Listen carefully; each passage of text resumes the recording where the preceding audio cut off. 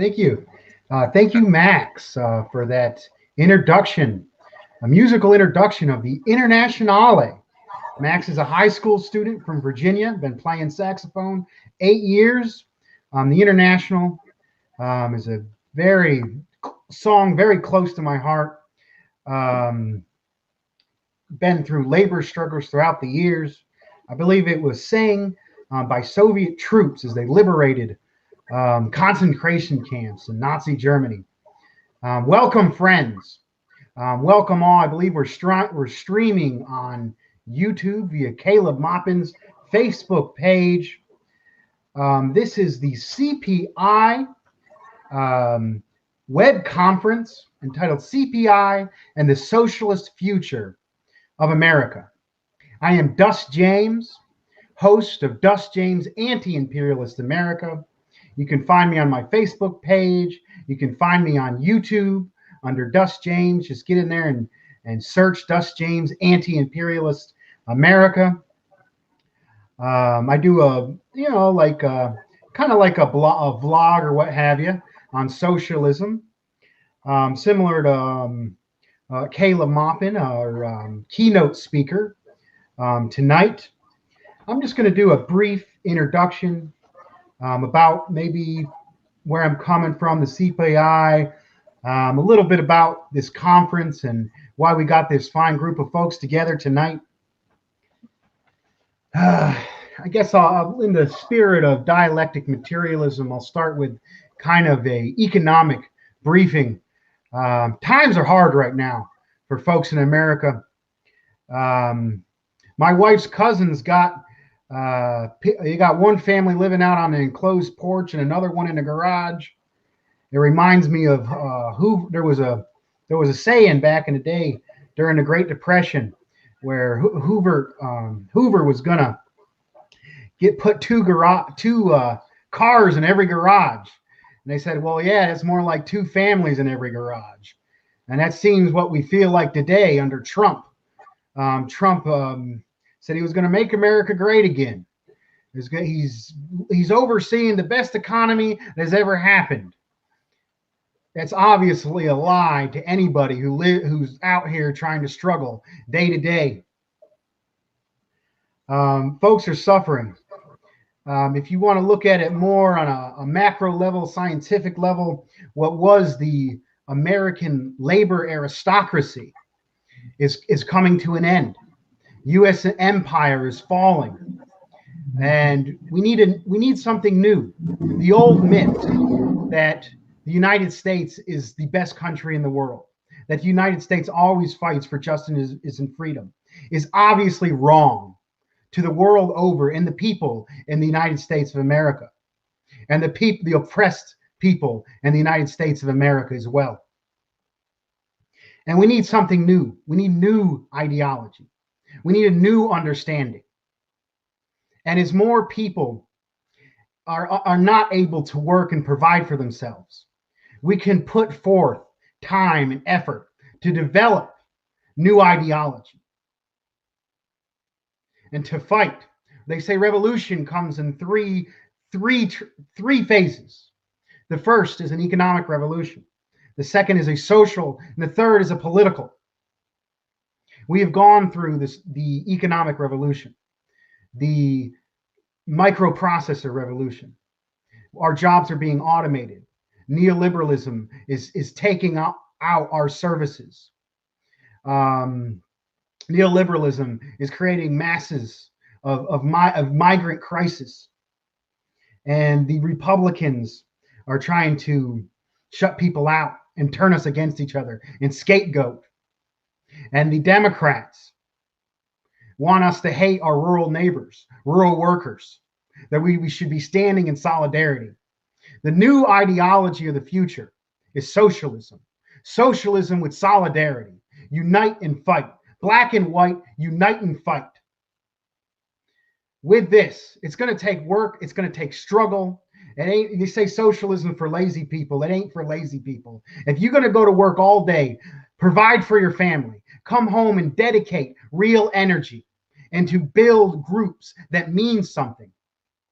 Take yourself seriously. Put on a suit. Talk with your neighbors. Don't go to them and tell them exactly how they got to talk.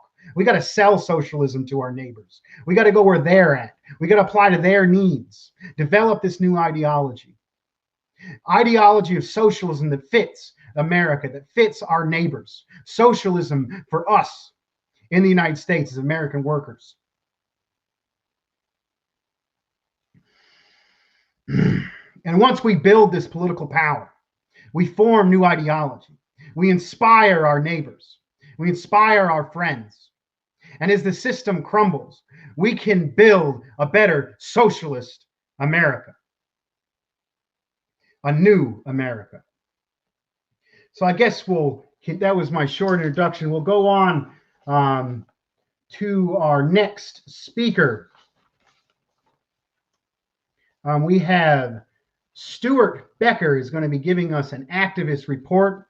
He's a teacher from Dallas, Texas. Thank you. Take it away. Okay. Hi. My name is Stuart Becker, and I live in Dallas, Texas. I have been selling the CPI's edition of the Green Book with an intro by Caleb Maupin. I've also been selling Getting Rich Without Capitalism by Caleb Maupin. And it is critical to spread these ideas, I think, because the people and the working class need revolutionary ideology. So another thing I did with these books was I was also interviewed on a podcast in Dallas, Texas called An Hour with Crowder to discuss these ideas. But spreading revolutionary ideology, I think, is so important because it moves people to act and it guides their action. And this is why the work of the Center for Political Innovation is so important and so critical. And another thing, theory without action is empty and action without thought is blind. So we must think in order to take action and act with thought and theory. So that being said, I have been getting involved in a new coalition in Dallas, Texas called Dallas Stops Evictions. So people in Dallas came together to do something about the current eviction crisis. It had to do with all of the people getting evicted or the high numbers of evictions. So we started organizing tenants through that. And we went to an apartment complex that was experiencing illegal evictions. And so far we have stopped 2 evictions from happening. We did this by providing people with the CDC paperwork that they can fill out so they don't get evicted. But the working class needs class struggle-oriented organizations, in my opinion. These include workers' unions, tenants' unions, and unemployed councils. So these class struggle organizations fight for the rights of workers, and they fight for better conditions. And these organizations and unions help the working class and oppressed people build power. And also these organizations are the weapon of the working class and oppressed. So this is why we started tenant organizing. We have held 5 meetings so far at an apartment complex called the Astera Apartments. Some of the stuff we've been doing is canvassing the whole apartment, talking to people about the living conditions and asking them if they would like to be involved in organizing a tenants union to fight for a lower rent and better living conditions. And through this, we see that people are very supportive because people are suffering in bad living conditions all over Dallas. Like people are living with rats and roaches and black mold and bed bugs and excessive towing of cars and overall abusive management. So I think this is a really good thing to do at this moment because being involved in tenant organizing, I like to say this, being involved in tenant organizing, I would say is superior to mutual aid, such as giving away free food. Because when you give away free food, this doesn't really show the people how to work collectively to fight for liberation. But when you organize unions, such as worker and tenant unions, these class struggle-oriented organizations, you teach people how to collectively act to take power over their own lives. So, and another thing that I want to give a report on is I have been organizing weekly Marxist study groups, and we have been studying basic Marxism So first we talked about we've been studying the ABCs of Marxism. Then we went on to studying Marxist economics, and we studied other Marxist works such as The Origin of the Family, The Private Property and the State by Engels, The Communist Manifesto, Utopian and Scientific Socialism by Frederick Engels. We also studied Imperialism, the Highest Stage of Capitalism, and State and Revolution by Lenin. So I recruited people to come to these meetings by writing and printing out political education pieces and distributing them at protests and rallies and actions. And one piece I wrote was a revolutionary book list. So this included books that provide people with Marxist and other revolutionary ideology. But through these political education sessions, I have learned a lot, because I have been learning with some elder comrades, some elder mentors. And one idea that I have learned is that we must struggle with the working class in their every day-to-day battles. We must show the working class that these day-to-day battles are linked to the capitalist system, where profits are in command and where the major centers of economic power are organized to make profits for the elites. Also, we have to stress that communists are for the working class. We say the working class is the class of the future. We say that the working class should be the ruling class, and we have no interest outside of the working class. So thank you. That concludes my presentation. All right, awesome. We're going to move on to the next speaker. Thank you. Okay, let me get to this other page. Okay, next up we have Maupin from San Francisco. He's on the labor subcommittee of RadStar. Sounded like a front insurgent group with progressive group within the Democratic Party. Thank you. Take it away.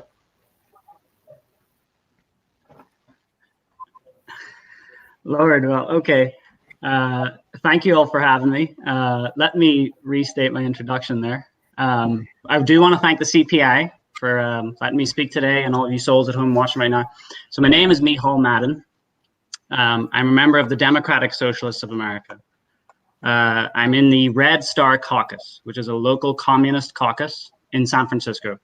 I'm also one of the two newly appointed chairs to the DSA's National Labor Subcommittee of the International Committee, which is tasked with international relations.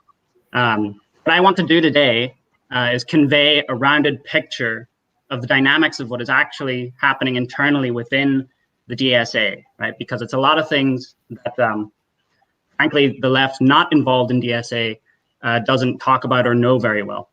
That's what I'd like to do with my time, and I want to just jump right into it. What we've witnessed in the past 4 years is a ballooning of the organization under this kind of Sanders-friendly umbrella of social democratic ideas, right? Many people want to point to this as the reason for DSA's growth, right? But in actuality, the trigger for the explosion in membership was the election of Trump. It was the failure of the Democratic Party to get anything done about stopping Trump. It was after Trump that we saw what members were calling internally the Trump bump, as like a funny, funny joke. We saw this again later with the Black Lives Matter movement this summer. That is an increase in interested parties and in membership, as well as the current recruitment drive of ours to reach 100,000 members by the election in November. We are currently a 70,000, 75,000 member organization. Now that doesn't mean that all those people are active every day of the week, right? Some of them maybe make a once a month meeting. So to move on, this narrative of Sanders pumping up the organization was pushed by people with control and that have ties to things like Jacobin, for one, in large part, which does a good job, Jacobin magazine, of masquerading as DSA's official outlook and opinion on the world, even though it doesn't actually have organizational ties to it. It still has many on the writing teams and the staff involved in DSA. DSA has its own publication, Democratic Left, right, just for example. So there's a narrative out there that Sanders was the one getting us all of this attention. He's responsible for all these people joining, and that participation in his campaign was going to yield wide results when he was inevitably cheated out of the nomination, right? Well, that didn't happen. And those numbers partially materialized, but not in the way that it was hyped up. For example, there are national caucuses in DSA, right? We've got things like Bread and Roses, Socialist Majority, are two large reformist caucuses who have essentially run with this logic for their own benefit. Now, this is interesting to me because I actually know people in these caucuses, and they're very well-educated Marxists. So it's strange. There's really just an interesting divergence of opinion. But they are known for doing things like back-channel arrangements, skirting around national resolutions, basically maintaining an informal network of control via undemocratic appointments and holds on seats in the organization in order to maintain their control. So now this plan started to crack up and is now in the process of evaporating because more and more insiders in the organization were becoming aware of what was going on with them. So the failure of the Sanders campaign kind of revealed this. The reformist wing of the DSA is now on the back foot. They don't have anything outside of local city reforms really to offer the membership. And these Joe Biden arguments are now surfacing inside of the organization. The Socialist Majority Caucus recently circulated a petition gathering support to defeat Trump, right? But if you read the language, it's clear they're asking people to skirt around our convention and convention resolutions without saying his name, ask membership to sign on to a pledge that basically results in a get out the vote effort for Biden, right? This is not popular with our membership. So if it betrays our convention decisions, our resolution on the 2020 elections that no other candidate was to be endorsed or aided via the resources of our organization election in 2020. So the ongoing project, right, is a construction of a left wing inside of DSA. 4 years ago, this originally united many local communist groups around a national caucus known as Refoundation in the early DSA convention after 2016. Pardon me.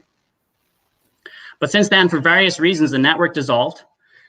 But this can mainly be put down to the fact that these collection of groups didn't have sustainable bases in their own localities, right? However, these groups still operate on chapter levels. Some still maintain broad national caucuses.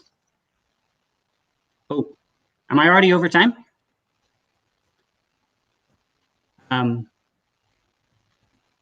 No, continue. Okay, wonderful, thanks. I looked at the chat and got distracted. But yeah, give me a heads up. Wonderful. Since then, right, for various reasons, this network dissolved, not based in local groups, as effectively as it should have been. But we are regrouping our collective efforts for next year's convention within DSA. So there's already a meeting and planning in the works for this. These groups are engaging with each other again. Some of us have constituted an editorial board shared between 4 of the communist caucuses, which I sit on. It's rather a lot of editing, but it can be fun sometimes. Red Star members, and I'm talking about San Francisco here, SA members, helped organize the Anchor Steam Brewery in San Francisco. They organized a local vet hospital that's run by the Mars Corporation here. They unionized the Tartine Bakery here, very famous, profitable bakery franchise, right? Known at a few locations in California. Most of this work was done by skilled, experienced union organizers who are members. Also, it was assisted by our labor organizing committee in San Francisco, which is set up to direct people towards support for these campaigns, right? I sat on that committee. I was its head for a brief moment for a year. But each time there's a failure of reformist planning, each time anarchist tendencies within the organization fall short of creating the force needed to focus on a campaign, each time there's an argument over charity work versus worker organizing, we win people over to our position. They join our caucus. So it's a slow but sure process. And about 1/2 or maybe 2/3 of this membership, right, are liberals and anarchists, people whose personalities benefit the most from a devolved committee structure, from disorganization, from decentralization, right, things that communists don't normally jive with. Liberal ideas of individual freedom, do what you want and not have centralized, focused command structure.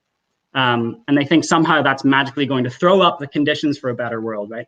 On the other side are the communist caucuses who slowly benefit as members go through their own lived experience of dealing with our internal politics and are won over to our side, not even necessarily because of our political positions, but because we substantiate a lot of visible leadership. We take leadership positions. And so we form trust, we form bonds, relationship building. San Francisco's Red Star, although it's a small membership, almost exclusively SF members, our caucus is looked to by many contacts across the US because of our successful chapter work, because of our analysis, our writings we post to our sites, the fact that even though our platform is very broad, in order to collect disagreeing communists together, right, is more specific than probably any of the other Communist Caucus platforms. And so we've been specific in that program since 2016 about the need for a workers' party. And that's also something that attracts interest. So many people reach out to us because we actually hold some opinions about that, whereas others apparently do not discuss it as much. I feel like I'm going to run out of time. I'm going to cut some of my points here. The point I want to illustrate with the report is that many on the outside and small sects of leftists in the US dismiss the DSA, right? Take for granted the narrow national statements and positions taken by the national leadership are reflective of the entire spectrum of thinking inside of the org. And thereby they write off not only the communists inside who are active, but also the opportunity to speak to currently the widest available audience about what it really means to be a socialist, right? People who are just coming to socialist ideas and conclusions are being told by caucuses like Bread and Roses, pro-Sanders people, that socialism is just loving Bernie Sanders, right? But this is a wide open opportunity for those of us who subscribe to left ideas to intervene, to engage these people, especially when the inevitable drift of reformist politics disappoints them. So I'm going to, thank you very much, Simons, I appreciate it. So the reason I'm speaking to you and freely with this information is because I genuinely do not believe in sectarianism. I'm against it. I believe the DSA is like a large connective tissue for the broad left of the US, right? But I will say personally, this is my personal opinion. Thanks for the point. That if you are a leftist in the US today, you haven't joined a DSA chapter, you're missing being able to communicate with a wide array of viewpoints inside this organization, right? If you join DSA, it's not a centralist organization. You can do whatever the hell you want. You're under no obligations except to pay your monthly membership. You can hold educationals on documents written by Ho Chi Minh, right? You could build a reading group on wage, labor, and capital. You could join one that's already happening because there's lots of them.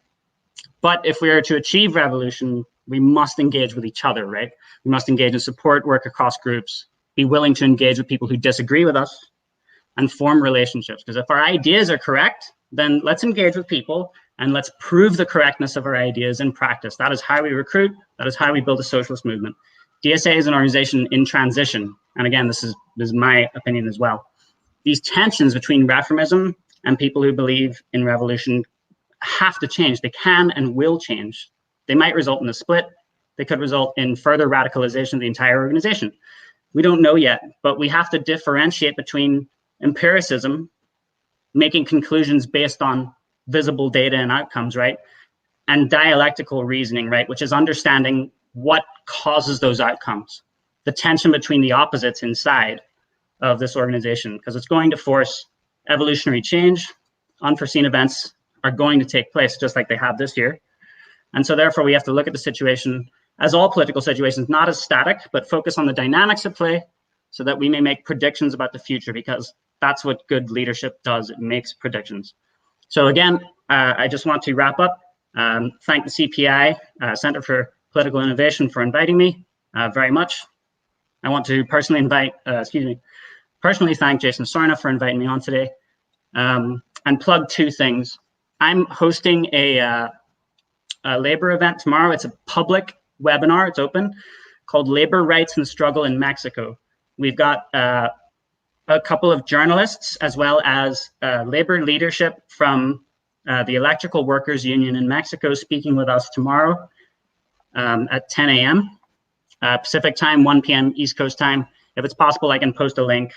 I'm also selling Maupin's copy of the Green Book, so I could also post my email there if anybody's interested in Muammar Gaddafi's Green Book, a copy of it. I can mail it to people. That's not a problem at all. So I can post my email as well. And again, would like to wrap up. Thank you all very much. Right on. Thank you, Mee Hall. Sorry about the mix up on that introduction. You're right. DSA. Happens a lot. It's okay. All right, that was quick, and thank you for that speech. Yeah, damn, Democrats trying to take over everything. You got to get, as Caleb Maupin would say, from the movement to the masses. Communists build power from the masses of people, from our neighbors, and organizing common folks. Next up, we get the agenda here. We have remarks and a cultural performance from Jacob Maxey. Jacob Maxey is a accountant, activist, Marxist anti-imperialist from Louisiana. All right, take it away. Yeah, thanks, Dust. First of all, a huge shout out to you. I think you're doing a great job, and I really enjoy Dust James' Anti-Imperialist America. I would really recommend people go check that out if they haven't already. And then, of course, also to all the incredible socialists and Marxists who helped put this together. A lot of work went into it, and I'm very honored to be included amongst both the panel of guests and on Caleb's channel, where I know the community pretty well. So for my presentation, I'm going to do three things. I'm going to talk a little bit about myself because I feel like there's probably a lot of people who come from a similar background and are in a similar situation as me. I'm going to talk about what I'm doing, and I'm going to do my cultural performance. So to start out with a little bit of backstory, I'm 24, living in Louisiana. I'm like right on the cutoff between Gen Z and millennial. I'm like tail end of millennial, beginning of Gen Z. And for people in kind of my age range, I think one of the most important really political moments for most of us, or at least for a lot of us who call ourselves socialists and are around my age, was the Bernie Sanders campaign, right? It was, for a lot of us, it was the first time that we felt like a major political candidate was taking what we needed into account. And I wasn't an activist until like probably a month or two ago. And I'm not particularly active in any party just because in Lafayette, there's not a large socialist organization. And so the Bernie movement kind of represented people like me, people who weren't part of a massive party, but kind of believed in these ideas. And then we all kind of saw as Bernie was disallowed from the club, right? He just wasn't allowed to make his case. And obviously they didn't treat him very fairly. And it became kind of apparent to a lot of us that what we call liberal democracy actually may not be very interested in representing our interests. And also around that time, I'm sure people remember, but Bernie Sanders was getting called a communist, right? Bernie's a commie. Bernie's a socialist. He met Fidel, whatever. And at the time, I was not in 2016, I was just a Bernie guy. I wasn't a socialist or I wasn't a communist, but everybody called Bernie a communist. So I was like, well, I need to find out what communism actually is. And like a lot of people who are trying to figure out what communism actually is, I went out and bought a copy of the Communist Manifesto, which probably actually is not the best book to buy because I would go on to spend about 2 years totally misunderstanding what was in that book and what Marx was talking about. But regardless, damage was done. I was a socialist. In 2016, I was calling myself a socialist. And I graduated with a degree in accounting, which was really great because it basically allowed me to do two things. Number one, now that I've gone back to get my master's and I'm a Marxist and I understand Marxism, I can apply Marxism and class analysis to the academic study of accounting, which in the English language is not done very often. It kind of helps me stand out. I'm sure there's a Chinese Marxist theory of accounting, a Vietnamese Marxist theory of accounting, but it doesn't really exist in English. And that's a point I want to make just real quick, which is that if you are in school and you're doing academics like me, I would really recommend that you put all your effort into figuring out how Marxism applies to your academic discipline. Because in my experience, my professors are kind of amazed and they really kind of like that I come at it with a different perspective and that I'm really critically thinking about this stuff. And probably, to be honest, most of them have never heard of Marxism. The first time they've really heard of Marxism and thought of it as applied to accounting or really anything was whenever I submit my papers to them. But the other thing that becoming an accountant allowed me to do is the thing that accounting kind of allows you to do best, which is to have a stable life, right? I can pay my rent. And it also allowed me to have enough money left over to start investing in these leftist kind of projects that I really believed in, these anti-imperialist Marxist projects. And that was my plan for a long time. I was like, well, I'm just going to be an accountant, middle of the road kind of guy. I'm not an activist. I'm just going to give money to some of these projects whenever I can. And that was kind of my plan. And around 2018, I was working as an accountant in Dallas. And for the first time, I started to really understand Marxism. I'd been kind of calling myself a Marxist for 2 years, but it was really just more meme communism. It wasn't real Marxism and socialism, not ideology. And I really began to understand it in 2018 when I watched a video in my YouTube recommended called "They Are Keeping the World Poor, Understanding Global Conflicts," which is a video Caleb Maupin put out. And basically in this video, Caleb lays out in very simple terms the Leninist understanding of imperialism. And this was probably a year, maybe year and a half before I ever tried to read Lenin's Imperialism, the Highest Stage of Capitalism. And it was at that moment that I began to actually understand Leninism and Marxism and imperialism. And it didn't require me to, bang my head against the wall trying to understand a 200-year-old Marxist text. It didn't require me to go out and be an activist. It was just I could understand the theory. What Caleb provided me was an opportunity to really understand what this stuff meant. And so I went through like Caleb's entire video library. I was like, I can't believe how easy and how interesting this stuff can be. And in the end, I ended up buying his book, his latest book at the time, which was Getting Rich Without Capitalism, America's Way Out.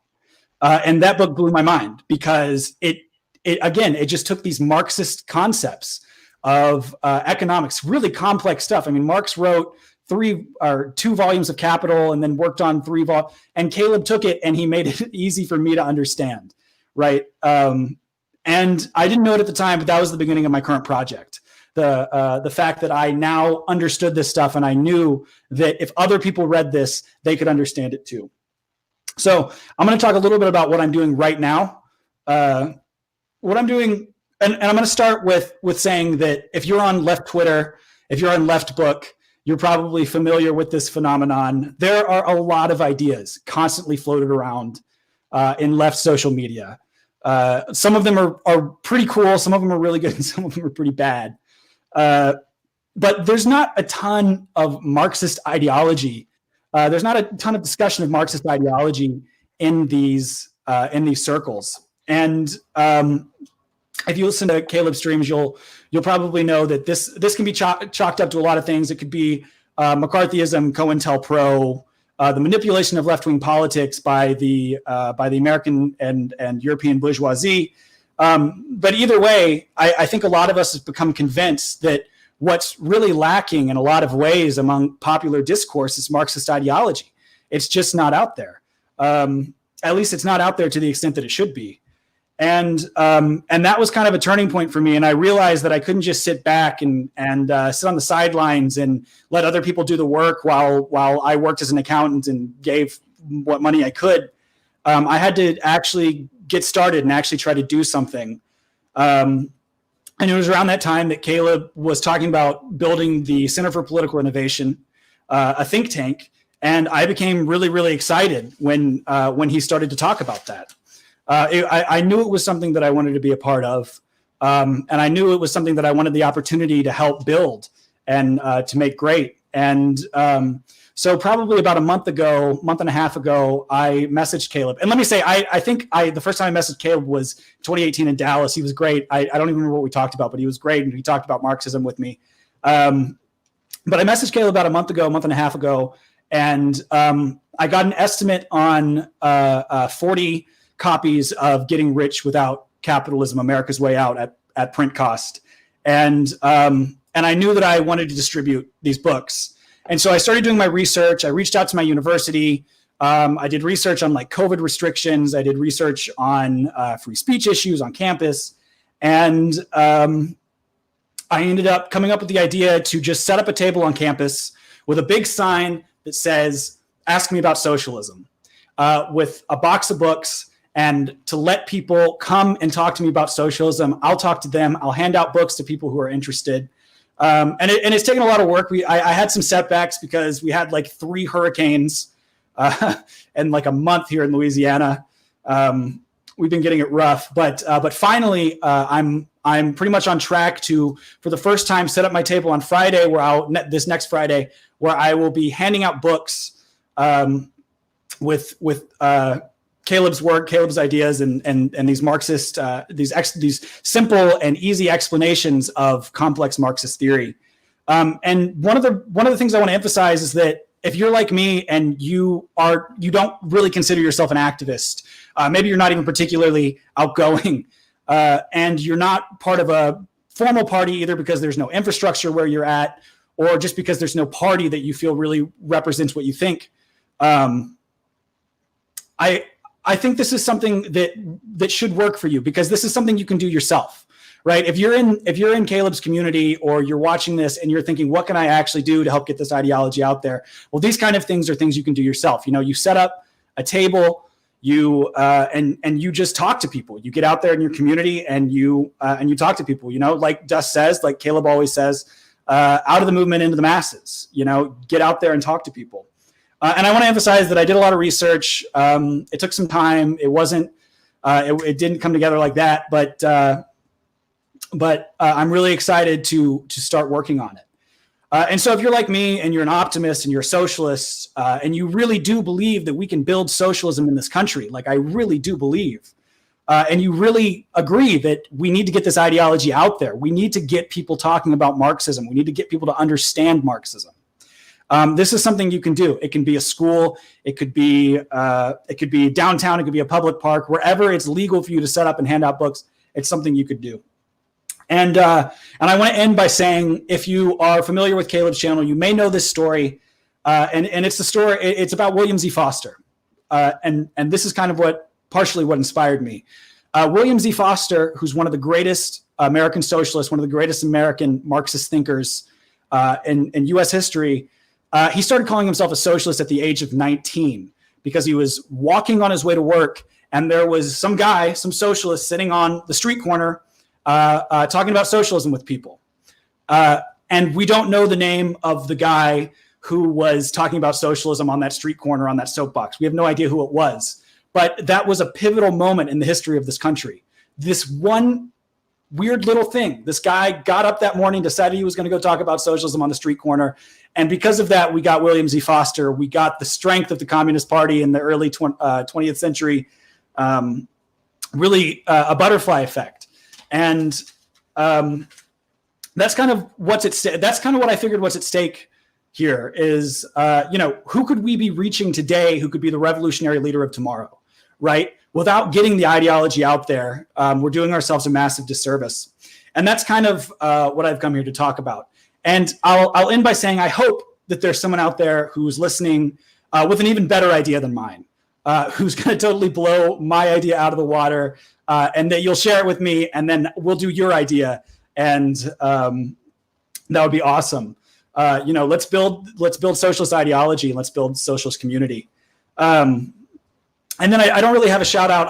I don't have any work that I'm looking at publishing right now, or, I don't have a YouTube channel right now. I will say that I know there are people who watch Caleb streams who are located in Lafayette, who are in New Orleans, who are in Baton Rouge, Houston, Shreveport. I have a good friend in Shreveport who watches these. Reach out to me if you're interested in getting together and talking and working on this stuff. I would really like to get to know you, and we can work together, and that would be great.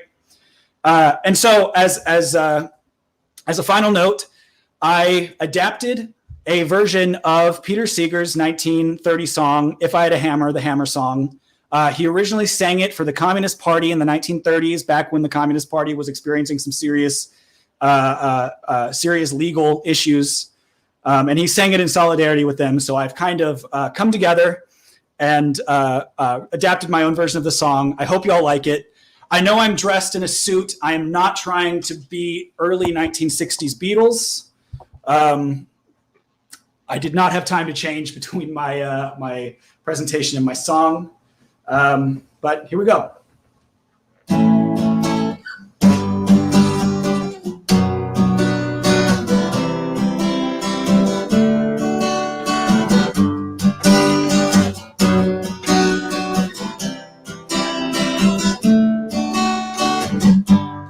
We got a hammer in the morning, hammer in the evening, all over this world. Yeah, hammer out danger, hammer out a warning, hammer out justice for a fellow man. Yeah, fire out a bell, ring it in the morning, ring it in the evening, all over this land. Yeah, ring out a bell, ring out a danger, ring out a warning.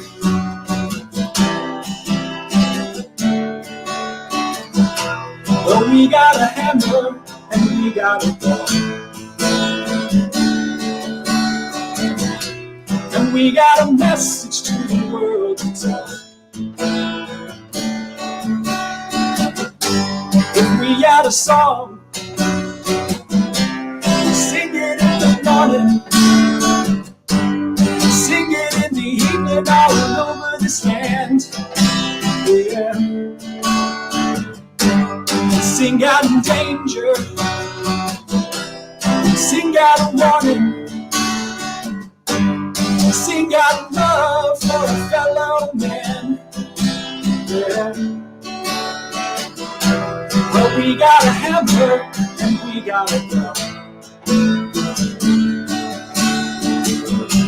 and we got a message that we need to tell. So brothers and sisters, the future is in our hands.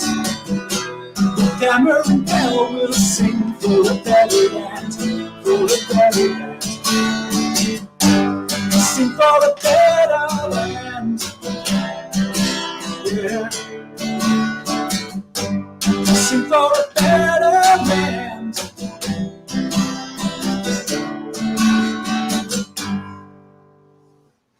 Awesome. Thanks, y'all.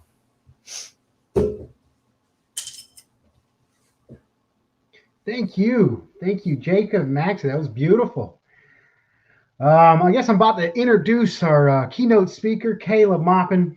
Just want to thank everyone who came on. After this, we're going to have Caleb Maupin speak, and he's going to take over as MC, and then we're going to go into a discussion. Questions you can ask. Caleb. You can ask anybody questions in the YouTube chat. We got some prepared. Just a big thank you for everyone that came on. Inspiring work throughout the country. Interesting group of folks we've assembled here tonight. So I guess I'll introduce Caleb Maupin. I've been doing anti-war immigrants. I've been in the movement for a long time, and I remember Caleb way back in the day when he was with I won't mention who, but I remember this real long-haired and long beard and fiery voice. I think it was a live where he went into Walmart screaming about something, and I was like, oh my God, that dude's on fire. He's awesome. And then I ended up burning out, getting out of the activist movement. I ended up driving tractor trailer, and I kept up with him on the Facebook. Next thing I know, he's doing these lives. Like he goes an hour, 2 hours, 3 hours, 4 hours, just sticks to Marxism. Doesn't get into the bullshit. Doesn't sound pretentious. Gets into the clean, say what needs to be done and teach folks who don't understand. Recently when he was doing one of his lives, he said I gave him the best compliment he ever heard, and that's I said he writes and speaks like William Z. Foster, which is clean, to the point, doesn't need to sound like he's making himself smart, just trying to actually achieve socialism, work with whoever he needs to work for, to build workers' power and fight for socialism. So next up, Caleb Maupin. Thank you. Wow. Wow. Well, this has been such an amazing program so far. Music, speeches and presentations, people from all over the country.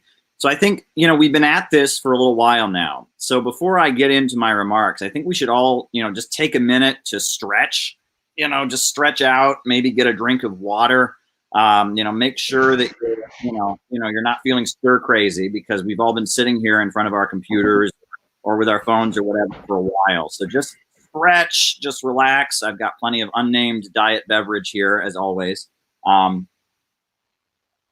I usually don't want to drink unnamed diet beverage this late in the evening, but it's a special occasion, I think. So I think it'll be all right. Yeah, look, folks, you know, the last few months, I can be sure that all of us have had moments where we just wanted to stick our head out of the window and scream at the top of our lungs, right? This pandemic has been absolutely insane. And the political situation in this country that's developing right now has been absolutely insane. And if you are somebody who is conscious of politics in the way that all of us are, if you're somebody that's part of a community like the community that we're building, if you're somebody who understands the way the universe works, your head just wants to explode. I mean, you must just be like, what is going to happen next? How can we continue this way? I mean, there must be parts of you that just want to blow up. So I want everyone to just take a deep breath, breathe in, breathe out. You know, we're here. You're among friends. You're among comrades. You're among brothers and sisters. And we're going to, for the next little bit, just kind of engage about what this project, the Center for Political Innovation, is, and how it could have an impact amid this ongoing crisis of capitalism. So forget about all the fears you may have for the moment. Forget about paying your bills. Forget about any tension you might have with a relative or a romantic partner or somebody in your life. Put your worries about your job aside. Put your worries about the future aside. Put your anxiety about this upcoming election and the turmoil in the country. Put all of that aside for just a few minutes and let's engage. Let's have a conversation. Now, folks, I really want to give a special shout out, right? Because, you know, I have organized with people of all different ages in the past. You know, I learned Marxism from somebody who was way older than a baby boomer, somebody who could remember the 1930s. But I spent a lot of time with a lot of baby boomer activists who could remember the 1960s and 70s. But I know that there are a number of us that are watching that are either millennials or Generation Z. And this pandemic, I must say, must be particularly stressful for people who are under the age of 18. Because I can tell you that when I was 17, 16, 15, 14, there was nothing I hated more than just sitting around the house and being bored out of my mind. And there's been a lot of that going on for younger working class people in the last few months. And my heart just absolutely goes out to them. I don't know how you're holding your sanity right now, because I would just be losing my mind if I were stuck in my parents' household at that age amid the pandemic. It would be a moment of great anxiety and frustration for me.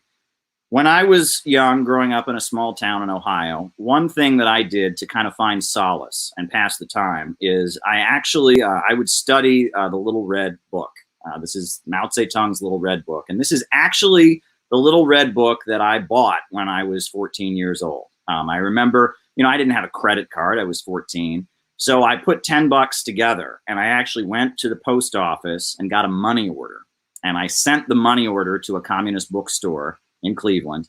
And then about 10 days later, they sent me this Little Red Book, the one I'm holding in my hand. They sent it to me in the mail. And it's funny because when you move a lot, which I have moved a lot, and I've been in New York City for a while, and you move from one apartment to another. When you move, you always lose books, but I have not lost this particular book, this little red book, this actual little red book that I bought when I was 15. And so, you know, I was looking through it, and there's a section of the little red book towards the end where it's the chapter about the youth. And I just wanted to read a passage from it. You know, he talks about the youth towards the end of the book. He says, young people are the most active and vital force in society. They are the most eager to learn and the least conservative in their thinking. This is especially so in the era of socialism, but that's not the important part. The part that I wanted to read is this.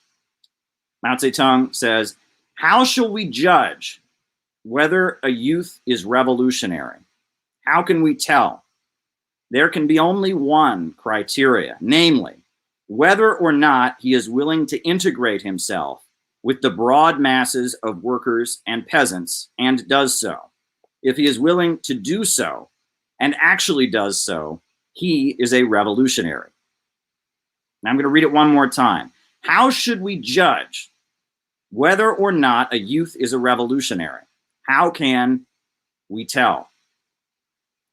There can only be one criterion, namely, whether or not he is willing to integrate himself with the broad masses of workers and peasants and does so in practice. If he is willing to do so and actually does so, he is a revolutionary. Now, when I first read those words years ago, I did not really know what they meant. And I don't really think I really started to understand those words for maybe another 10 years, maybe another 12 years, right? I think that your understanding and your depth with these kind of concepts, you might think you understand something the first time you read it, but then you look back 5 years later and you say, wow, I really didn't understand it. And then you read it in another 5 years, and then you say, wow, I really didn't understand it. You know, I tell people that I first started to understand Marxism, to really understand the Marxist dialectical materialist method of analyzing the world during the financial crisis and the aftermath of the financial crisis of 2008, 2009, when I studied William Z. Foster's book on the history of the three internationals. And in that book, he talked about the role of Karl Marx in the American Civil War. You know, Lincoln was not a communist. The Union Army was not going to create socialism.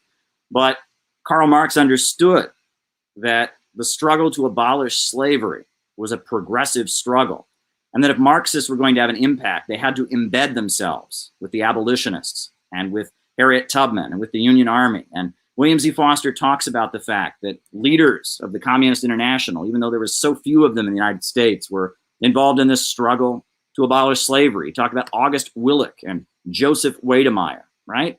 And that level of depth was very important to understand. And in that book, you learn about the polemics between Marx and the anarchists, figures like Mikhail Bakunin, figures like Joseph Proudhon, who had a very different understanding of how the world worked than Marx. And while they both shared the same goal of building a stateless and classless world, they had a very different understanding of the methods and how to get there. Now, some of the best advice I ever received was that if you're a Marxist, never say anything that you do not know. However, if you do know something and you know it in your soul, I mean, you absolutely know it to be true, never be afraid to say it. So never say anything that you do not know. But if you do know something and you really know it, don't be afraid to say it as loud as you can. Now, I've actually used that bit of advice in many different fields of life. But, you know, for example, around 9/11, I don't know that the US government, you know, was involved in 9/11. So I don't say that. I don't know that there was some kind of wider conspiracy. So I don't say that. I don't say things that I do not know. However, I do know that there are some things about the official story of 9/11 that don't exactly add up. So I am not afraid to say that. And I am not ashamed to say, now that we have the 28 pages, you know, from Saudi Arabia, there's a lot of things about what we were told about 9/11 that don't add up. I know that, so I can say it. I don't say what I don't know. I only say what I do know, right? This is an important understanding. And it's a very valuable way of understanding things. I don't know who is going to win the upcoming presidential election. I don't know at this point. I do not know how soon the big economic fallout that is coming as a result of the pandemic and the capitalist crisis and the low-wage police state. I don't know when that big fallout is coming. But what I do know is that the US government and the US ruling class have committed themselves to economic policies and economic decisions that are digging their own graves, and that we are heading toward a bigger crisis. I've talked before about how, in a lot of ways, the United States, since the end of the Second World War, has been adopting what you could call Nazi economics. Now, it sounds like a hyperbolic term, right? It sounds, a little extreme.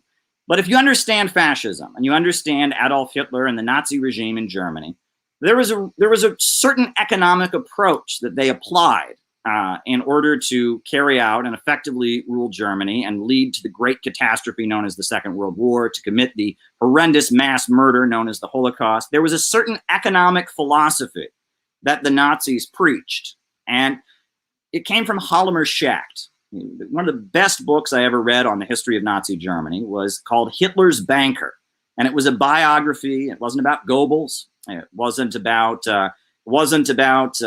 various figures that are associated with it. It wasn't even really about Hitler. It was about Halmer Schacht, Hitler's banker. And he was the economist of Nazi Germany, right? In the 1920s, Germany was having a capitalist crisis, just like every other Western country was at that point, the Great Depression. And so there was a feeling that the government needed to take action on some level to stabilize the economy, right? There was fear in Germany that the massive Communist Party might take power, might build socialism in Germany. There might be a revolution. There was fear that continuing instability might spill over into the rest of Europe. There was a feeling that they needed to do something. The capitalist class needed to do something in order to stabilize the economy. And so, it was decided by the Nazis when they took power that the government was going to spend a lot of money in order to stabilize the economy. But the question was, what would they spend the money on? And the Nazi state made the decision to spend the money on two things: prisons and military production, right? The Nazis took power. They outlawed the Communist Party. They outlawed the Social Democratic Party. They rounded up all the people that were leaders of the Communist Party, all the people that were leaders of the Social Democratic Party, and they put them in concentration camps. And they spent a lot of money to build these concentration camps. And they gave a lot of jobs to a lot of people to be guards in these concentration camps. And so all the people that were in the concentration camps were no longer unemployed and looking for a job because they were in a concentration camp. And all the people that were hired to build these concentration camps were no longer unemployed. They were, setting up concentration camps. And all these people that worked as guards in these concentration camps, they were no longer unemployed. They were working as guards in the concentration camps. And so you drastically reduced unemployment. And the Nazi state also decided that they were going to pull out of the Treaty of Versailles. They were going to start rebuilding Germany's military and rebuilding the weapons of war and the implements of destruction, rebuilding an air force, rebuilding guns and tanks and planes. And so, of course, many people that were previously unemployed got jobs building military equipment, were hired and worked in the so-called defense industry, or they from there, maybe they ended up joining the German military they started building. So the way the German fascist state was able to stabilize the economy of Germany in the 1930s was by investing in destruction, right? They said, we are going to stabilize the economy of Germany. We are going to rebuild the German economy from the capitalist crisis by putting huge sections of the population in prisons and building a huge prison apparatus and building a huge military apparatus. In essence, the economic basis of Nazism was that you can stimulate and stabilize a capitalist economy through destruction. Prisons are institutions of destruction. Military spending, war, tanks, those are, bombs. These things are implements of destruction. And Nazi economics is how they were able to create a temporary economic boom in Germany that ultimately only lasted maybe 4 or 5, 6 years at the most. And by 1939, Europe was heading off to the Second World War, one of the greatest catastrophes in human history. And that after the Second World War in the United States, many people observed that in the United States, we saw the rise of something called the military-industrial complex. In fact, US President Eisenhower even warned about the danger of a military-industrial complex, because it seemed like the way the US capitalist economy was continuing to move ahead was by doing the same thing that the Nazis had done, by spending lots of money on the military, right? That the military spending, military manufacturing became so essential to the US economy that it was almost impossible for a president to stop the country from going to war, because war was what the US economy was all about. Now, unlike Nazi Germany, they didn't create it really fast. It wasn't created in like 1 year. It was a gradual process throughout the 1950s and up into the 60s, building a whole economy centered around a military industrial complex. And then we know in the 1970s, in the late 1970s, after the political upsurge of the 1960s, after there was starting to be the process of deindustrialization in the United States, as living standards were starting to go down, as after the post-war economic expansion came to an end, we saw the creation gradually, again, not immediately like the Nazis did, but gradually, of a prison industrial complex, right? Of a system of prisons for profit, where economies were stimulated, people were hired, the workforce was cleared of unemployed workers by locking people in jail. And all across the United States, we saw the rate of incarceration rising as an economic stimulus. So since the end of the Second World War, the United States has been committed to Nazi economics. That the US leaders have decided that the way that they're going to stabilize the capitalist economy, the naturally unstable economy of profits in command, the way that they're going to stabilize it is by using the Nazi method, by using methods of destruction, building up tanks and bombs and guns, engaging in confrontations and big wars around the world, beating down countries around the world with war, and impoverishing and destroying the lives of their population, and turning human beings into a way to make profits through building up a low-wage police state. The ruling class of the United States has tried to stabilize capitalism with Nazi economics. And just like in Nazi Germany, it only worked for 5 or 6 years, and then World War II happened because their economy was about to fall apart.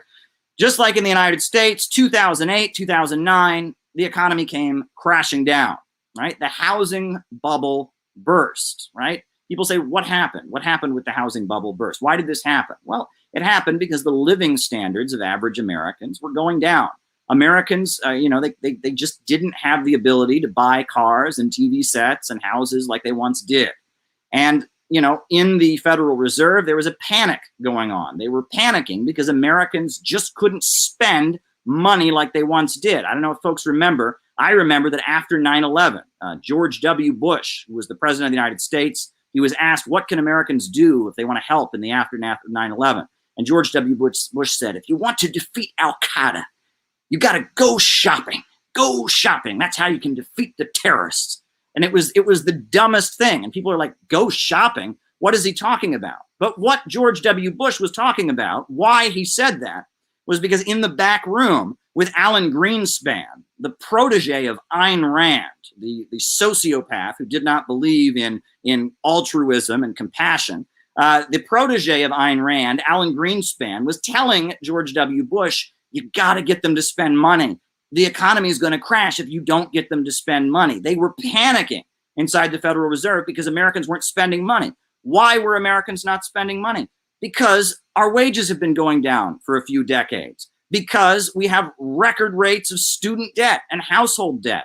Because our neighborhoods don't even have paved roads in some cases. They're unpaving the roads throughout the United States. Why were Americans not spending money? When you drive the wages of Americans down, when you drive the wages of working people down, their ability to spend decreases. The working class is also the consumers. And if you drive the living standards and the wages of working people down, pretty soon they can't buy back all the products that they are producing. And you have a classic crisis of overproduction. So Alan Greenspan was there in the Federal Reserve. He was whispering in the ear of George W. Bush and telling him to tell Americans to keep spending. What also happened was there was a huge deregulation of the lending of money. And all kinds of easy credit, lending practices, were legalized because there was a desperation to keep Americans spending. And, the mortgage crisis was based on the fact that eventually, after so many, predatory mortgage housing loans had been spent, pretty soon the country was glutted with houses that could not be sold. Pretty soon you had, homes all over the United States being foreclosed. And you actually got a situation in 2008, 2009, where in Nevada, outside of Las Vegas, there was a tent city that was erected. All these families that had their homes foreclosed and were homeless were living in tents outside of the city of Las Vegas in Nevada, and they're living in tents, right? And what was going on there was you had a situation where thousands of Americans were homeless because there were too many houses, right? That was the 2008 financial collapse, a situation where people were homeless all across the United States, not because there was a shortage of housing, but because there were too many houses. This is the irrationality of capitalism. Only under capitalism can people be homeless because there are too many houses. Only under capitalism can people be hungry and starve because there's too much food. This is the irrationality of a system of profits in command. And this is the crisis that we are facing here in the United States. Now, another good bit of advice that I got, the person told me never to say anything that I do not know, but if I do know something, to never be afraid to say it. The same person also gave me the advice. They said, it wasn't really advice, it was just a fact. But sometimes you have to choose. Sometimes in life, you reach a moment where you have to choose. You have to make a decision. And I remember the summer that Barack Obama was elected, I actually had an internship. I was working with communist activists in Detroit to work against home foreclosures. We were trying to get a bill passed to stop home foreclosures in the state of Michigan, to declare a moratorium on home foreclosures. And I was staffing the office. There's a Methodist church that's in downtown Detroit, right next to the stadium. And I worked in that office, and we were trying our hardest to get this bill passed that would stop home foreclosures in the state of Michigan. And I remember one day our phone rang, and there was a woman on the phone, a woman of color, and she was sobbing. And she said, we're getting foreclosed. I mean, we're getting kicked out of our house. And she was panicking. She didn't know what was going on. So, down the hall from the office where I was working on, there was the Detroit Welfare Rights Union, which was a group that worked with low-income people. We got her on the phone. We said, what happened? Well, she didn't own her home. She rented her home. She had 2 children. She rented her home, and she'd been paying her rent just like she was supposed to, paying her rent to her landlord. Her landlord had not told her that the bank was foreclosing on the house she was living in. So this whole time she's paying her rent just like she's supposed to. The landlord's coming and taking the check, never telling her that on a certain date, the bank is going to come and clear the property and kick people out. And so this woman had no idea that her housing situation was in danger, no idea that anything was going on. She had just been paying her rent like normal. And suddenly one morning, she's getting ready to go to work, and there's the sheriff knocking on her door saying, you got to be out because we're gonna, this house is foreclosed. The landlord, is being foreclosed on. So she's panicking. So of course we get in our car, we go over there, folks from the Welfare Rights Union, folks from the moratorium campaign. We're standing there at the house, and there's the sheriff there, and he's like, I hate this. This is my job, but this building is foreclosed. The bank is foreclosing. You got to get out of here. And she's crying, and she's saying, I've got 2 kids here. I've been paying my rent. This isn't right. And so there was a moment there, right, where communist activists were standing there. What are we going to do, right? And the sheriff is saying, we gotta move. You got to get your stuff out. And so we had a moment there. And I looked at the older guy. It was a guy named Alan, an older middle-aged guy, former auto worker who would have these long layoffs. And so he would do volunteer activist work. I looked at the woman from the Welfare Rights Union, And we all had the exact same thought in that moment. You know, it's one of those moments where you have to choose. With the sheriff standing there, and all of us walked up to the porch, and we sat down on the porch, sending the message that, hey, you're going to move in on this woman. You're going to have to deal with us. And that was the moment. Now, what then happened? The sheriff looks there. He's one sheriff. He says, well, I'm coming back. He says, I'm coming back in a few hours. So we were able to get a progressive judge who was an ally of the progressive movement in Detroit on the phone. That progressive judge was able to issue an injunction, and we stopped this woman from being kicked out of her home, right? We actually stopped it. And it was a victorious moment, and it felt really good. And later that summer, we were involved in a struggle. There was a woman who had a predatory loan. Her name was Ruby Curl Pinkins, and she got her whole church out there. And it was a progressive struggle. We stopped this home foreclosure. It was a victory. It was a big moment. And it was community struggles like that. And at that moment, you know, when those community struggles were going on, when I was studying Marxism, I was studying Lenin, I was studying Marxist theory, but I was also, you know, involved in these struggles, that I started to maybe have a little bit more of an understanding of what Mao said in the Little Red Book when he said, how should we judge whether or not a youth is revolutionary? How can you tell? There can only be one criteria, namely whether or not he's willing to integrate himself with the broad masses of workers and peasants and does so in practice. If he is willing to do so and actually does so, he is a revolutionary. Now, there were other moments, though, where I was forced to think of Mao's words. There were other moments where I started to have a deeper understanding.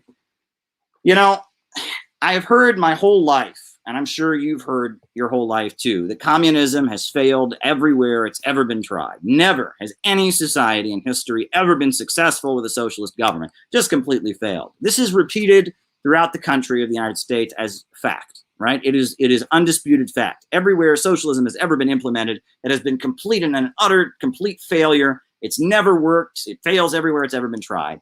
Well, no, I don't know exactly what every detail was about the Soviet Union and whether or not every allegation against the Soviet Union is true or false. I don't know exactly if every allegation they make against Mao is explicitly true or explicitly false. I don't know in detail everything that went on in the history of the 20th century and Marxist-Leninist governments. I know there's a lot of lies and blatant lies that are told about socialist countries. I also know that there's a lot of mistakes that have been made, so I don't know the specifics.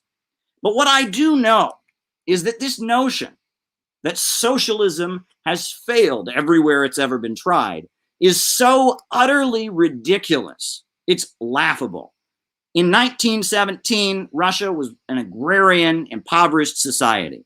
By the 1930s, it was an industrial powerhouse. It had electrified the country. It was producing more steel than any other country in the world. It had some of the largest hydroelectrical power plants in the world. By the 1960s, even after a horrendous world war that killed 26 million people, they rebuilt and they were fully industrialized, and they were helping countries like Egypt and Syria and other countries around the world to industrialize and build up millions of people raised out of poverty, healthcare for the population, universal employment, wiping out illiteracy. There is no way you can say that the Soviet Union was an economic failure. The Soviet Union had problems, but it was an economic success if there ever has been. A whole country was rapidly raised up from poverty and transformed. And the same thing is true for China.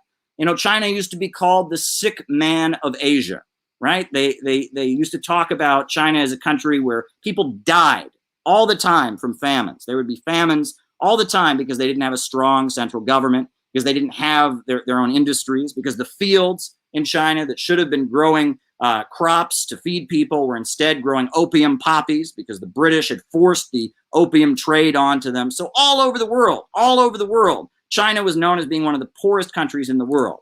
And now we look at China today, it is the second largest economy in the world. And it is the Chinese Communist Party and their leadership that has raised China up from poverty and made it into a global superpower. China, at this point, has a largely state-run economy. I always laugh. It's very funny.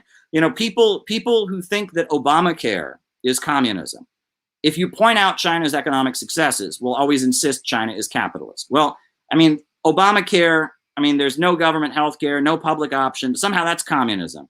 But China, with state-run banks, state-run industries, 5-year economic plans, a ruling communist party, somehow China, it must be capitalist. Well, China is not capitalist. Capitalism is a system in which the means of production only function as preliminary transformation into capital, meaning that production is only carried out so that those who own the major centers of economic power can make profits.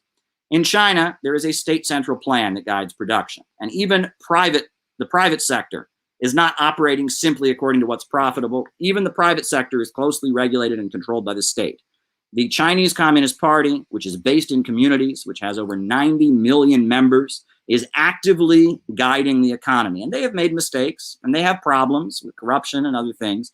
But there is no question in my mind that just as the Soviet Union was a socialist society, China today is a socialist society. And it's not only China that has had economic successes with socialism. You look at Libya. Prior to the 2011 war, Libya was the most prosperous country on the African continent. I mean, it was the country on the African continent that provided healthcare to its population, that provided universal employment. They built the largest irrigation system in the world, the Great Man-Made River. Prior to 2011, people from all over Africa were actually trying to get into Libya. In fact, that was one of the main grievances during the revolution, was that a lot of these wealthy people who didn't like Gaddafi were complaining about the fact there were so many dark-skinned guest workers from all over the African continent who would come to Libya. Prior to 2011, when Libya was a socialist country, people from all over Africa were trying to get in to Libya because they wanted the benefits of what socialism had created, what the Islamic socialist system of Gaddafi had created. But now that Libya has been forced to join the global free market system, the global capitalist system, the system of profits and command with NATO bombs, now that the Great Man-Made River, the largest irrigation system in the world that socialism constructed, has been bombed to pieces, now that the World Bank and the IMF and the United Nations have got their foothold into Libya, now that the imperialists have sunk their fangs into Libya, things have gotten so bad that people are trying to get out, right? That people die drowning in the Mediterranean trying to get out of Libya. Under socialism, people were trying to get into Libya. Under capitalism, people are risking their lives and dying trying to get out of Libya. And they want to tell us that capitalism is the answer, that the free market system is the answer, that their next regime change operation is the answer. I think we can look at the situation in Libya and make a decision for ourselves. Now, I think I want to get to things that you haven't all heard before. And forgive me, I know a lot of you watch these broadcasts, so you've heard all of this before many times. But I want to get to the essence of this broadcast, because this is the first web conference that we've had for the Center for Political Innovation.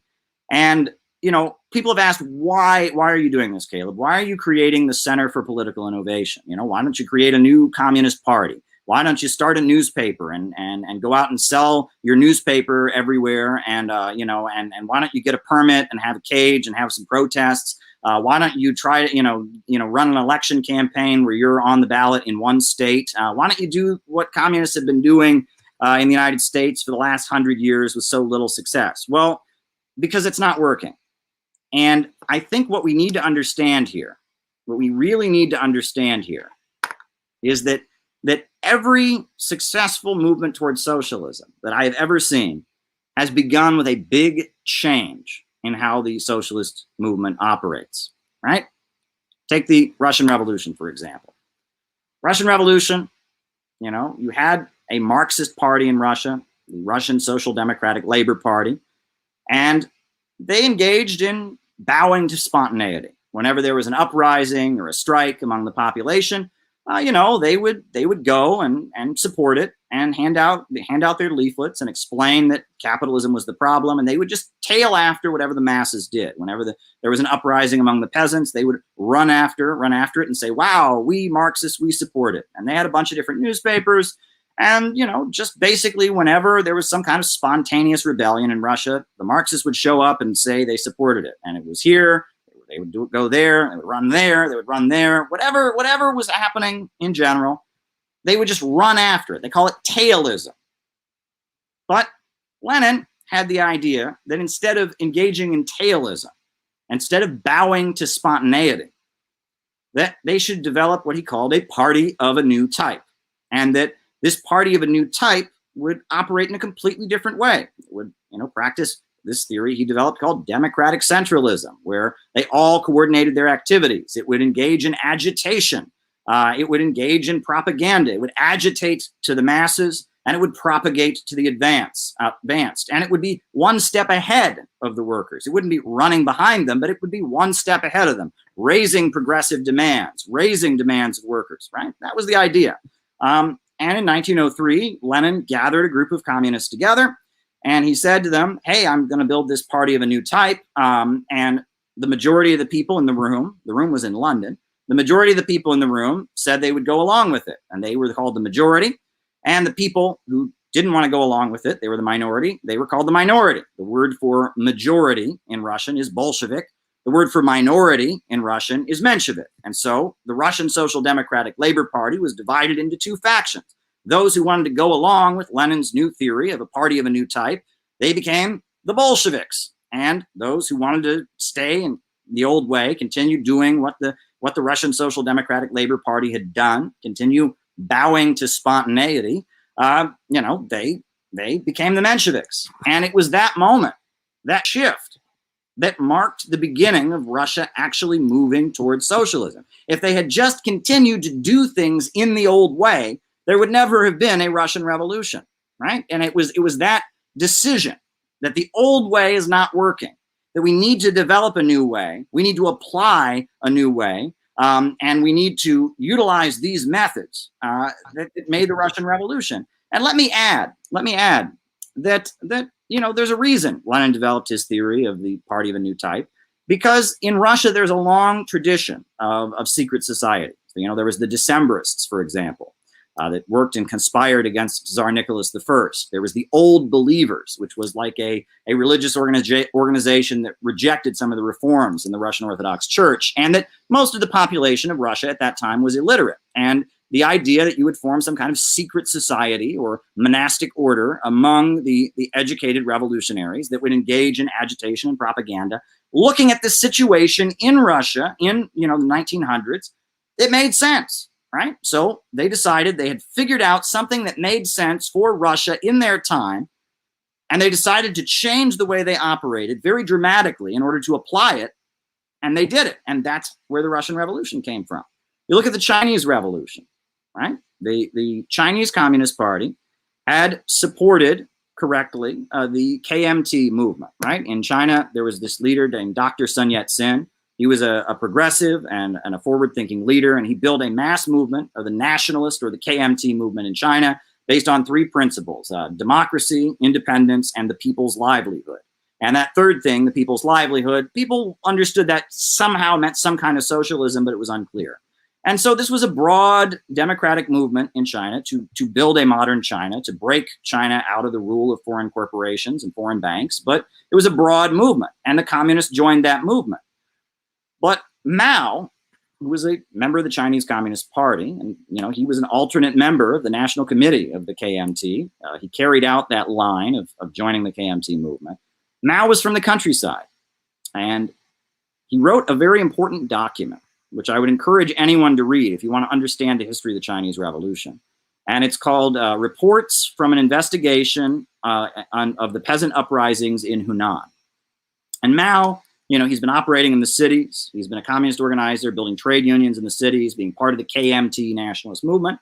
He goes to the countryside in Hunan, where there's been this rebellion among the peasants. And he sees the anger of the Chinese peasantry, right? And he says, this is where the revolution is going to come from. It's this anger of peasants who their whole life have been degraded and not allowed to lift up their heads. It's their anger that is going to lead to the overthrow of capitalism and the creation of socialism in China. It is their anger. And he writes this essay in 1926. And if you read the essay, he's burning in anger, not just at the oppression that these peasants suffer, but at the Chinese Communist Party. Because the Chinese Communist Party is ignoring the peasant uprisings that are taking place in Hunan, right? They have the attitude that these peasants, they're illiterate, They're peasants, so they aspire to become capitalists. They own their own property. They're not factory workers. It doesn't fit the formula that the Communist International has given us. So the Chinese Communist Party is ignoring the rebellions among the peasantry. And so Mao writes this essay burning with anger, just burning with anger, because he says, look, he says, when the masses are in motion, you have three choices. You can ignore them, you can follow behind them, gesticulating and criticizing, or you can march to the front and lead them. And every Chinese is free to choose. This is what he writes in his essay, right? And he's angry at the Chinese Communist Party because they're ignoring this huge uprising. That's where the quote, that essay, there's a famous quote that I'm sure you've all heard before. He says, a single spark can light a prairie fire, right? And Mao is urging the Chinese Communist Party to turn around, to change the direction it's moving in order to make a revolution. That if they're going to have socialism in China, they can't just copy what the Bolsheviks did in Russia. They need to develop a formula. They need to develop a method that specifically applies to China in their time. And they need to go to the peasantry, the real powder keg. And that's where the revolution is going to come to. Mao has that understanding. And eventually, Mao fights against many different factions, and he eventually develops the strategy of going to the peasantry, of carving out liberated territory. They eventually established the Chinese Soviet Republic briefly during the early 1930s. They eventually then joined an alliance against the Japanese invaders. And ultimately, the Chinese Revolution happened because the Chinese Communist Party turned around. It changed its tactics very dramatically. It stopped organizing and operating in the old way. And it shifted in order to develop a strategy that applied to their conditions in that country, in that time, in order to actually move towards socialism. There would be no Russian Revolution. There would be no Chinese Revolution if they had just continued to operate in the old way. If they hadn't engaged in political innovation, and started to change the way they were operating, there would never have been socialism in Russia or in China, right? And if you look at the way things are going in the United States right now, there needs to be a shift. There needs to be a shift. The issue now, I've heard my whole life, if people were just out in the streets, things would be better. People were just out in the streets. We need average Americans to get off their butts and get out into the streets. We need big protests happening. There are big protests happening right now all across the United States. All the time, there are big protests happening, right? Or I've heard this before. We need average Americans to understand that capitalism is the problem. Well, look at the polls right now that have been coming out. Millions and millions and millions of Americans realize that capitalism is the problem. So there's millions of Americans protesting right now in the streets. There's millions of Americans who realize capitalism is the problem. But we're not getting any closer to socialism in the United States, right? And in fact, things are getting particularly bad. I noticed, that there's one of the old Trotskyite sects. I hate to pick on them, but they're not really. They may not even be around anymore to be offended by it. But the Spartacist League. Have folks ever heard of the Spartacist League? Well, the last issue of their newspaper was published back in May, and on August 18th, on their website, they announced that their publication would be irregular, and we've heard nothing from them. Right? People are out in the streets protesting. Polls show Americans are opposed to socialism. So this old Trotskyite sectarian group looks like they've dissolved because they don't even know. I mean, they don't even know what to do in a situation like this. This isn't how it's supposed to be, right? You look at a lot of these old Marxist-Leninist groups, the situation has drastically changed. For once, there is widespread anti-capitalist consciousness in the United States. For once, there is a desire to get involved in political activism. And so they don't know what to do. They just have completely fallen apart, right? And there are other groups that are trying to operate and continue to operate in the old way, but they're very confused. And a lot of the younger people who join these groups are very confused, and they don't quite know what to do. And we're facing a situation where the problem right now is not that there's a lack of activism or political involvement, especially among younger people. Younger people from this generation are more politically involved than ever before. And there's not a lack of anti-capitalist consciousness. What there is right now is there is a lack of understanding. There is a lack of ideological theory, and there's a lack of understanding what's going on, and there's a lack of a real understanding of how we can build something that can actually challenge this. And that's the situation that we're in. Now, my vision for the Center for Political Innovation is not to build a new party. It is not to to build a new political organization. The idea is not to build something that's going to compete with all these groups, right? Well, don't join the DSA, don't join the Communist Party, don't join the PSL. You got to join the CPI. That is not what I want to do.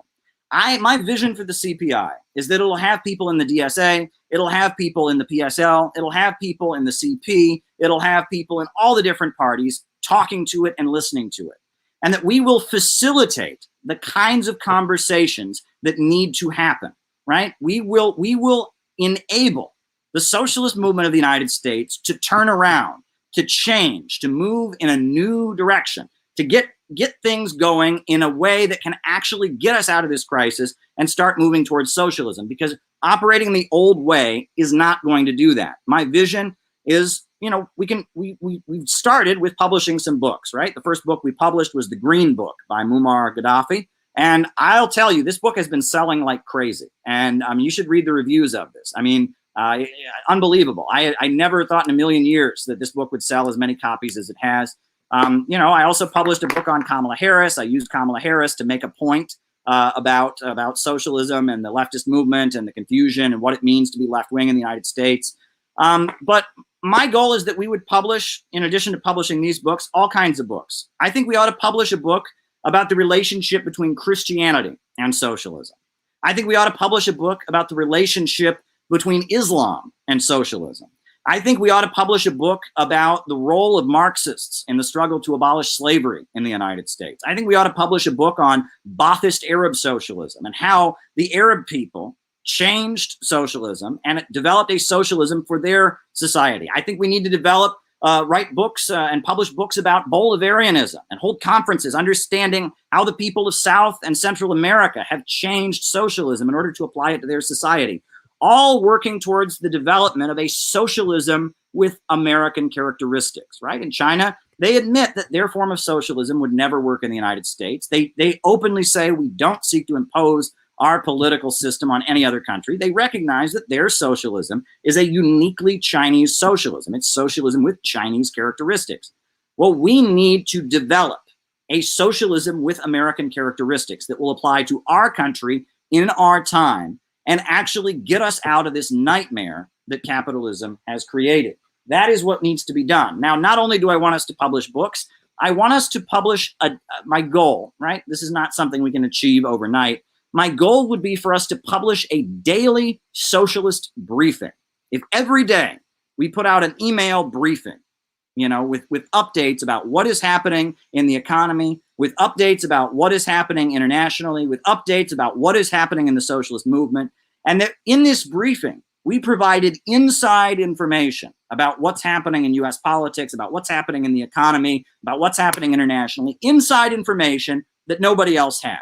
That everybody who is interested in socialism and revolutionary politics in the United States would be, you know, checking out our daily briefings and getting these emails and going, wow, I mean, the CPI, they just figured out that this is happening. They just figured out that this is happening. And we would keep track of all the different socialist tendencies in the United States. We would keep track of the different factions in the ruling class and monitor them. We would keep track of the developments internationally and be tracking all of it and have like the most up-to-date information that the whole socialist movement would be turning to get information from, and that we would be collecting and gathering information that would be really, really valuable, and people would be constantly turning to us for insights, right? My vision is not for us to build a cadre organization. My vision is for us to be the vanguard of the vanguard, the agitator of the agitators, right? That we will have the cutting edge information, the cutting edge research. We will be facilitating the debates and cutting edge discussions. We'll be holding big conferences around the country with different political viewpoints and different speakers, all figuring out how we can get out of the protest cage, how we can get out of the movement, out of the isolated trap of far left politics in the United States and to the masses. To the masses. How can we get to the masses? And, you know, I've been around the world. I've seen a lot of different things. I've seen people around the world in Venezuela who talk about what the socialist movement in Venezuela has meant to them. There was a woman in a collectivo in Venezuela who talked about the fact that, you know, she was a homeless child in Caracas, and she ended up getting adopted and you know, going to an orphanage by a socialist priest. She didn't even speak Spanish. She only spoke an indigenous language, but it was through the Colectivo and the Socialist Cooperative that she was able to have a life and have a world. And I remember sitting there in Caracas in Venezuela and hearing this 19-year-old woman in army pants talk about how she was religious.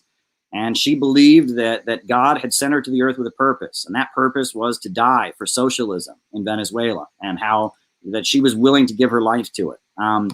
And I remember hearing that. And I remember, I went to Iran. And I remember, I'm one of the few Americans who's actually been in the presence of the Ayatollah of Iran, the supreme leader. I was in an auditorium with 20,000 people. And these were not wealthy people. These were working class people, working class Iranians, screaming in adoration for Khamenei, because Khamenei had built an anti-imperialist revolution, and that he stood and protected the working class people of Iran from the Western capitalist imperialists. And seeing how the Iranians and those who were loyal to the Islamic Revolution of Iran just started to sob and cry when they saw Ayatollah Khamenei walk into the room. It was a big moment. I tell people that it is a unique experience to be the only American in a room of 20,000 people who are screaming death to America, and it's a moment where it forces you to realize that America and the United States around the world has become synonymous with capitalism and greed and war and the destruction of countries. And yes, this country was founded on the genocide of Native Americans. Yes, this country was founded on slavery. This country has murdered millions of people around the world in horrendous wars. But it was in that moment that I realized that as an American, I have a responsibility.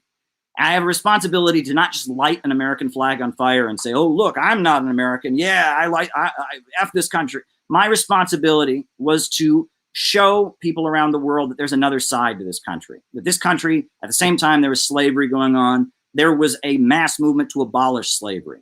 There was John Brown. There was Harriet Tubman. That at the same time, all these ugly wars were happening. There were people like Eugene V. Debs. There were people like Students for a Democratic Society who were going to prison to protest these criminal wars. That at the same time that all these evil things have happened, there has been a progressive and revolutionary side to the American people. And to figure out not how I can put on a costume and pretend to be Che Guevara or pretend to be Kim Il-sung or pretend to be Mao, but how instead I can find that progressive and revolutionary side of the American people and awaken it and let America stop being synonymous with imperialism and destruction and war, and awaken the American people, the people who have been suffering, the people who've been losing their jobs, the people who've been seeing their communities destroyed, who've seen the prison industrial complex. Awaken the progressive side of the American people. How can we save America from the horror of capitalism? Because the same thing that the Wall Street monopolists and big international bankers have done to Africa and Asia and Latin America, they are doing to communities all throughout this country. Working class neighborhoods in America are being devastated right now by opioids, by unemployment, by a lack of investment in infrastructure. And the only way out of this is for the American people to awaken and rediscover the progressive side of American history. We need to awaken the sleeping giant called the American working class. And the way to do that is with solidarity against racism, solidarity against wars around the world. The American people have a progressive side, and there is hope for doing all of this. Now, I said at the beginning of this presentation that I never want to say anything I do not know. But if I know something, I feel like I have an obligation to say it as loudly as I can. I don't know that this new model that we are developing for socialist organizing is actually going to work. I don't know that. I don't know that we are guaranteed to have success with everything we do. I don't know that. But what I do know is that if we are going to get out of the mess facing this country right now, the mess of political confusion and economic destruction, that we have to turn around. We have to turn around. And that at some moments, you reach a moment in your life sometimes where you're going to have to choose. And you're going to have to choose. All of us are going to have to choose. Are we going to continue to organize in the old way, or are we going to start engaging in political innovation? That is what my vision is for us to do. Now, I want to just end by talking about one thing, which is that I think that this pandemic has been particularly hard on a lot of us because of the fact that already in the United States, we're a very deeply alienated society. People are not connected with each other. People don't have a sense of community. People don't have a sense of belonging. There's a coldness. You know, families don't have the care for one another that they once had. Communities can feel like very alienating places. We're all encouraged to compete with each other. We're all encouraged to celebrate each other's failures, to mock each other, to lampoon each other. Everyone is competing with everyone else. Everyone looks down on other people. There's just an ugly atmosphere that's been created where just every form of division and isolation seems to be imposed on people. So if you add to that the fact that we're all social distancing right now, the fact that students are still having school from home in many parts of the country, the fact that we can't have big public gatherings, that the sense of community and the sense of oneness that human beings naturally long for has been so robbed from people. And there's so many people that are suffering right now. They're just in deep pain because they have lost their connections with other people.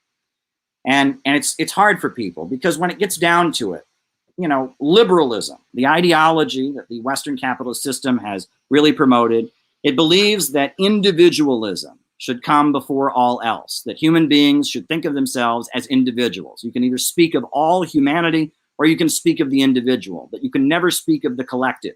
You can never speak of the group, right? It breaks down any sense of group identity. And that this is completely foolish because human beings are collective creatures in nature.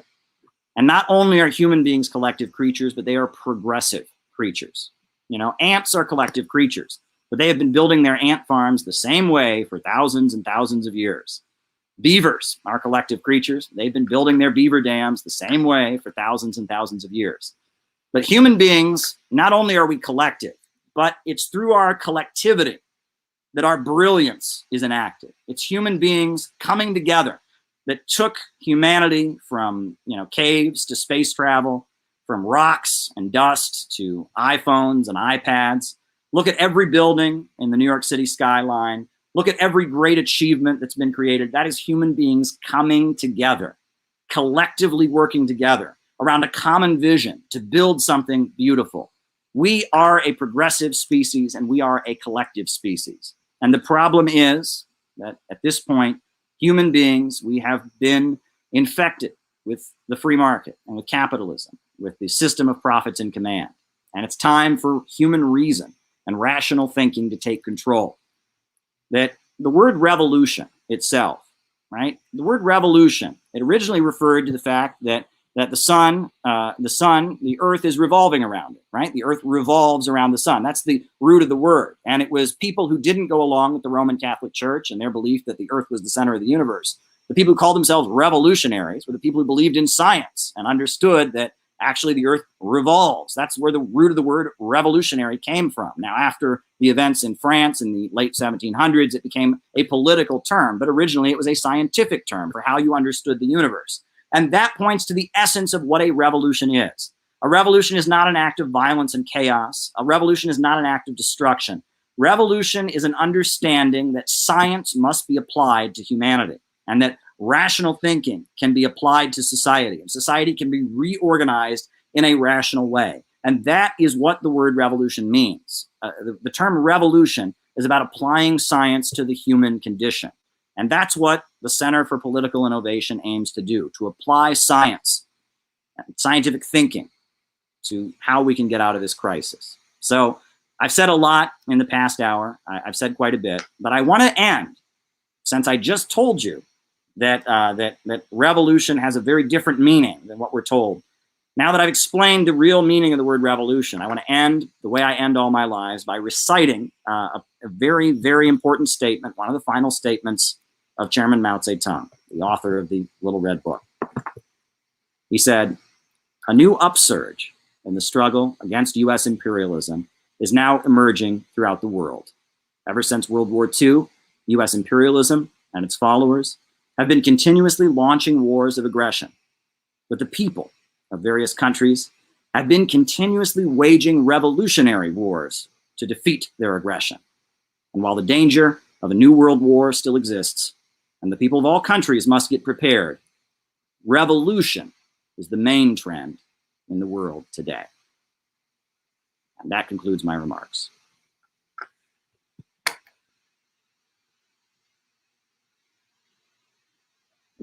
So on that note, I think we just want to go to a Q&A, right? So who wants to ask the first question? I know we have some questions prepared. There are probably some questions in the chat. Raise your hand if you're ready to ask your question. All right, Lily, go ahead. Hi, so I'm Lily. I'm a high school student in Atlanta, Georgia, and I just had a question. This is probably not unique to where I am, but when I go out and I'm driving around, I see homeless people all the time. So my question is kind of, how would a socialist government take action and deal with the homelessness issue? And is there anything we can do in the meantime? Okay.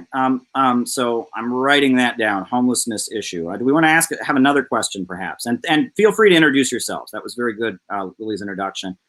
So homelessness is the first question. Let's have another question. Sam, why don't you go ahead? Hello. So I'm a tenant in Los Angeles and currently between jobs as a server and background actor. My question is based on the fact that more and more I'm meeting, or over and over, I'm meeting neighbors who seem open to the idea of raising the living standard as a whole, but won't commit to continuous study. And I figure that the things that are that I figure that they're under the impression that that they're still free to make individual decisions and choices in the situation.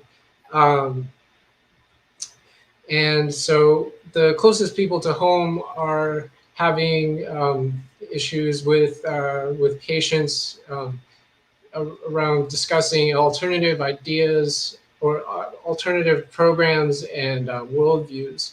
So this is happening even when I'm presenting economic facts that are directly impacting us and holding us back in terms of our development and day-to-day life.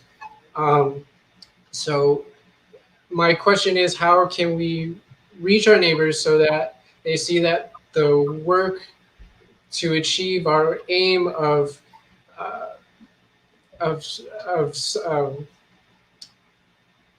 freedom and equality throughout society is work that all working families have to do necessarily, and not something that they can look to for a very, very small group of people to do as some sort of form of charity or social service that happens in their meantime.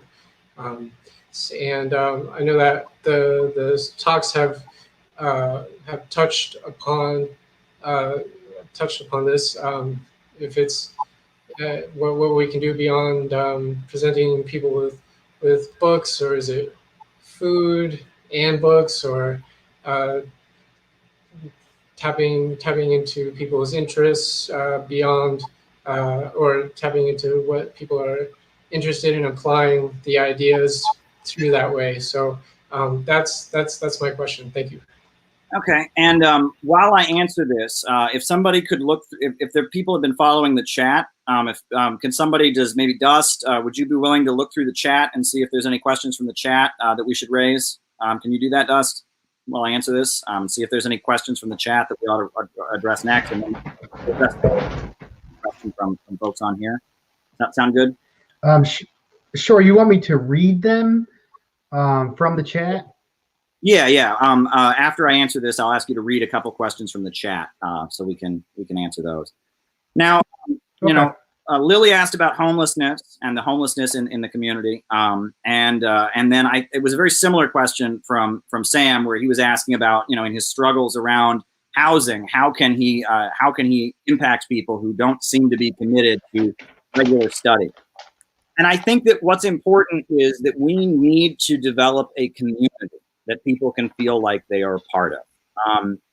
You know, in any other country in the world, the communist political organizations, they have neighborhoods where they take care of people and they provide services to people and they provide them with education, and they also are well known in the community. right, in the neighborhood, right? Everyone knows who the communists are in the neighborhood, and they take care of people. And you know, if you've got a problem in the neighborhood, you can go to them.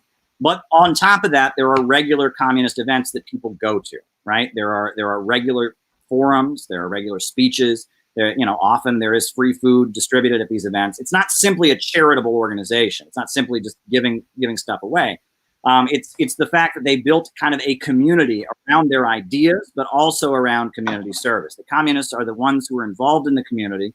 They're providing for people's needs. They're advocating for people in the community, but they're also conducting regular events and educating people. And, you know, as far as commitment to study, you know, I think that in some cases, the best way for someone to learn something is through teaching it. You know, I, in my life, you know, when I've been assigned to lead a discussion group over a topic, I'll go out and I will go and do the research on that topic and learn all about it in order to teach it to somebody else. And that people that might not be interested in just sitting there and listening to somebody else, you know, give a presentation on it. You really want to teach somebody something, have them give a presentation on it, assign them to give a presentation on it. I think that's very important. And that, you know, I mean, books are great, but we live in a very illiterate society. Let's be real about that. People don't read in the United States, right? Those of us who read books, we're kind of a minority. People get their information from social media.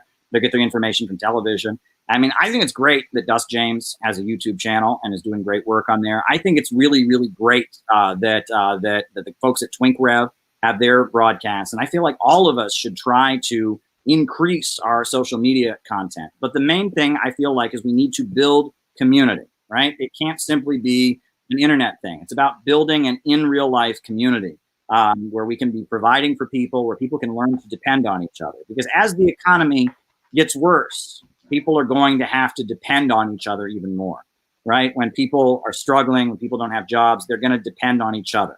And so we need to build a community centered around these ideas that can be kind of a safety net for people, where people can have friends who can help them out when they're struggling, where people can learn to depend on each other. It's about building a community. And at the same time, providing people with something to believe in, with an ideology. It's frustrating. Right now, during the pandemic, we obviously have to follow health code regulations. I mean, the last thing we'd want to do is have an event where people are spreading. We were going to have a very great conference in New York City in April. We had to cancel it because of the pandemic. And we'd like to do one as soon as the pandemic is over. We were also hoping to have an event in Southern California. But, you know, obviously with things as they are right now, we couldn't do it. I'd like us to have like retreat weekends where, you know, in some part of the country, you know, we spend 3 or 4 days together as a community. And not only do we engage in education and have classes and stuff, but we also, you know, do some socialist singing. We do some kind of fun group building activities where we build a core of people who are connected to each other and dedicated to these principles and these ideas, dedicated to turning things around. We need to build a community that can take care of people who are in need, a community that people feel like they can depend on, but also is centered around very, very key principles. That's my beliefs. And we're going to figure out how we do it in the process of doing it, right? It's going to be a gradual process, trial and error. We're going to try some things and they're not going to work. But we're going to try some things and they're going to work. And we're going to figure out why it didn't work or why it did work. And we're going to learn via trial and error. We're going to be scientific. We're not just going to keep doing what we've always been doing and assume that it'll eventually just work, right? We're past that, right? We're past that. The situation in the country is desperate. It's way too desperate to keep trying to do that. So that's my answer to those questions. So what do we have from the chat, Dust? Okay. Let's see. We have one from, sorry if I don't get the names right, Scene Hazy. Will there be policy papers written by the CPI and put on the website? Okay. Statist, how will the CPI strengthen international cooperation? Will Lots, continuing, how do we defeat the synthetic left? Poppy Chulo, what will CPI do exactly? Will it be international? And that's what I've got written. Synthetic left. All right. And what will we do? What will we do exactly? That's a good question. Okay. So in terms of policy papers, yes. I think that developing policy papers, engaging in real, actual research, right? That's one thing I would like to do.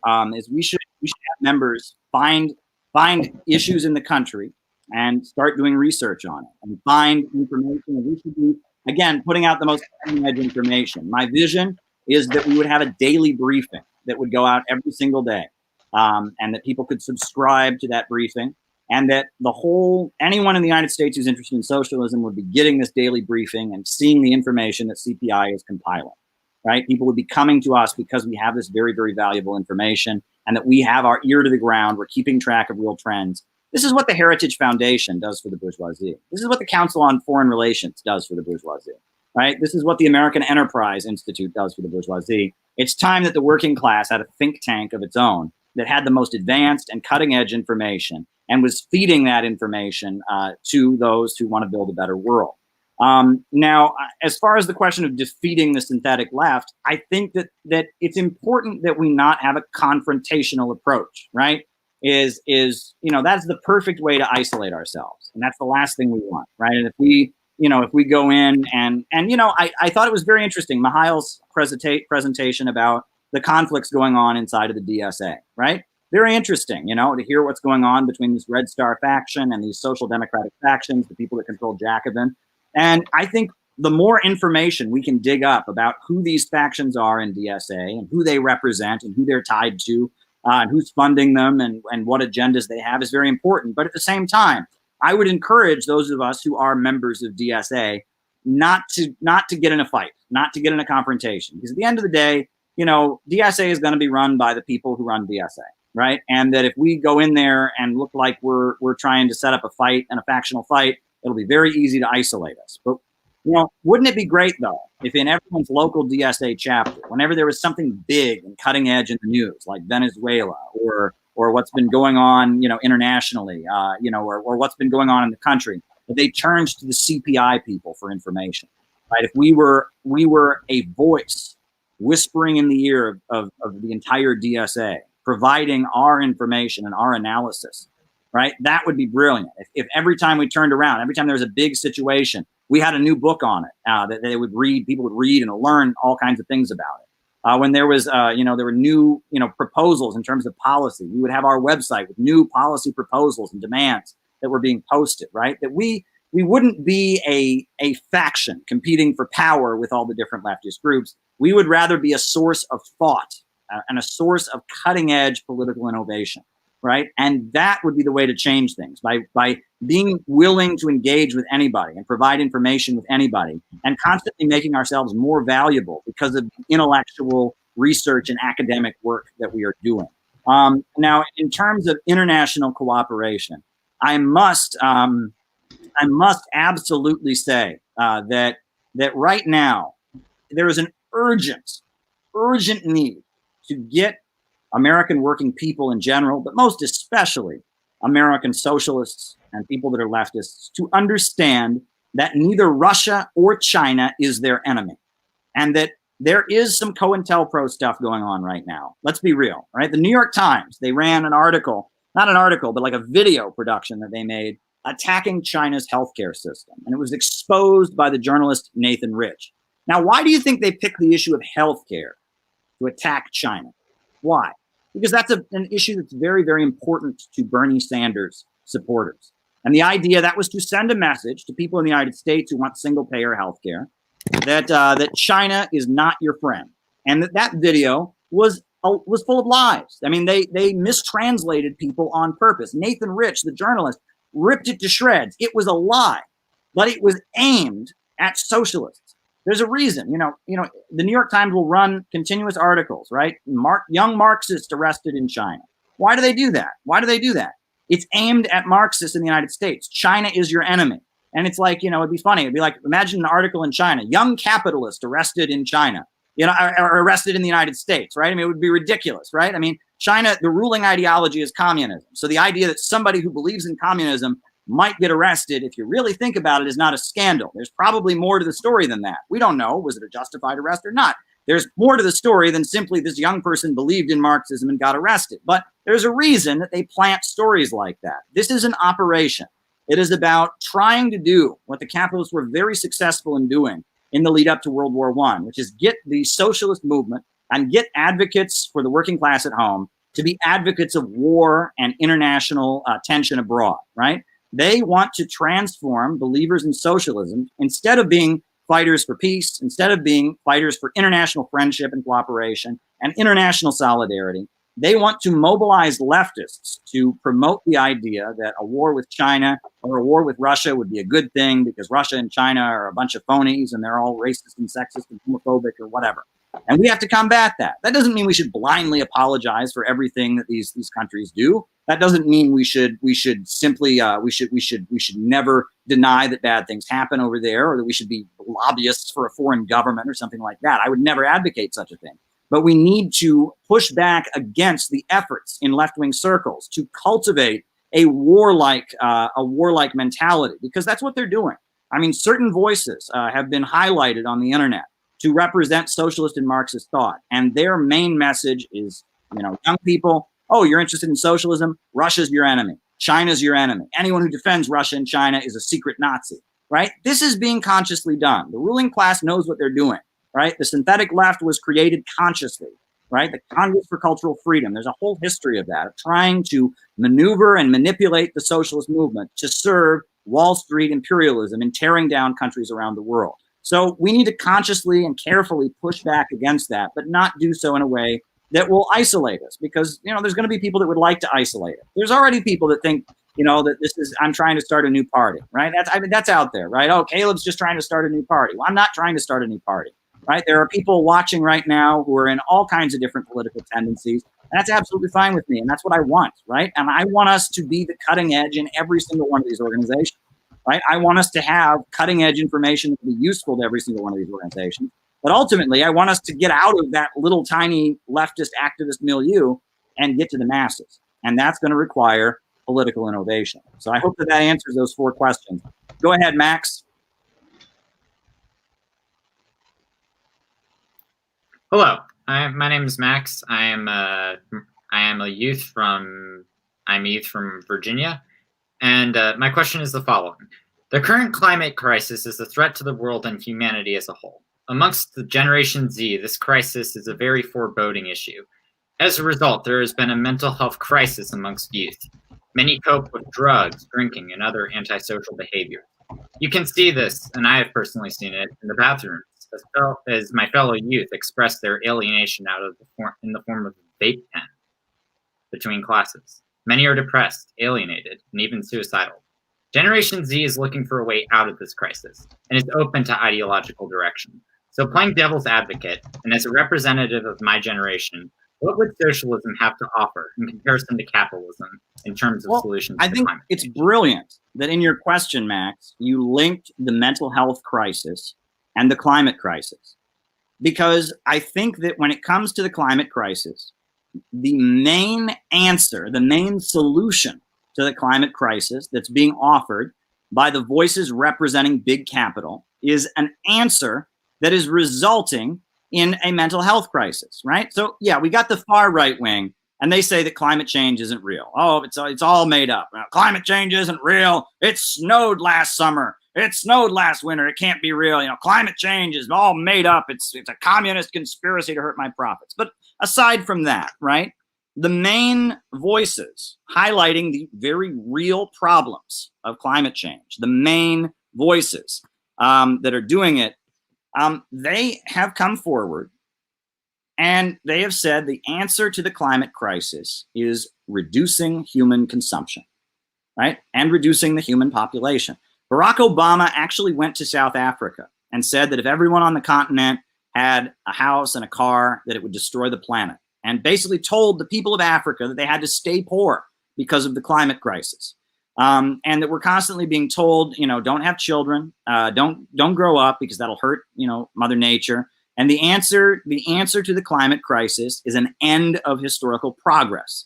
And if you are a young person and society is telling you that there is no future, don't have children, don't try to increase your living standard. We need living standards to go down. We need the human population to go down. We need to move backwards. The human race has gone too far.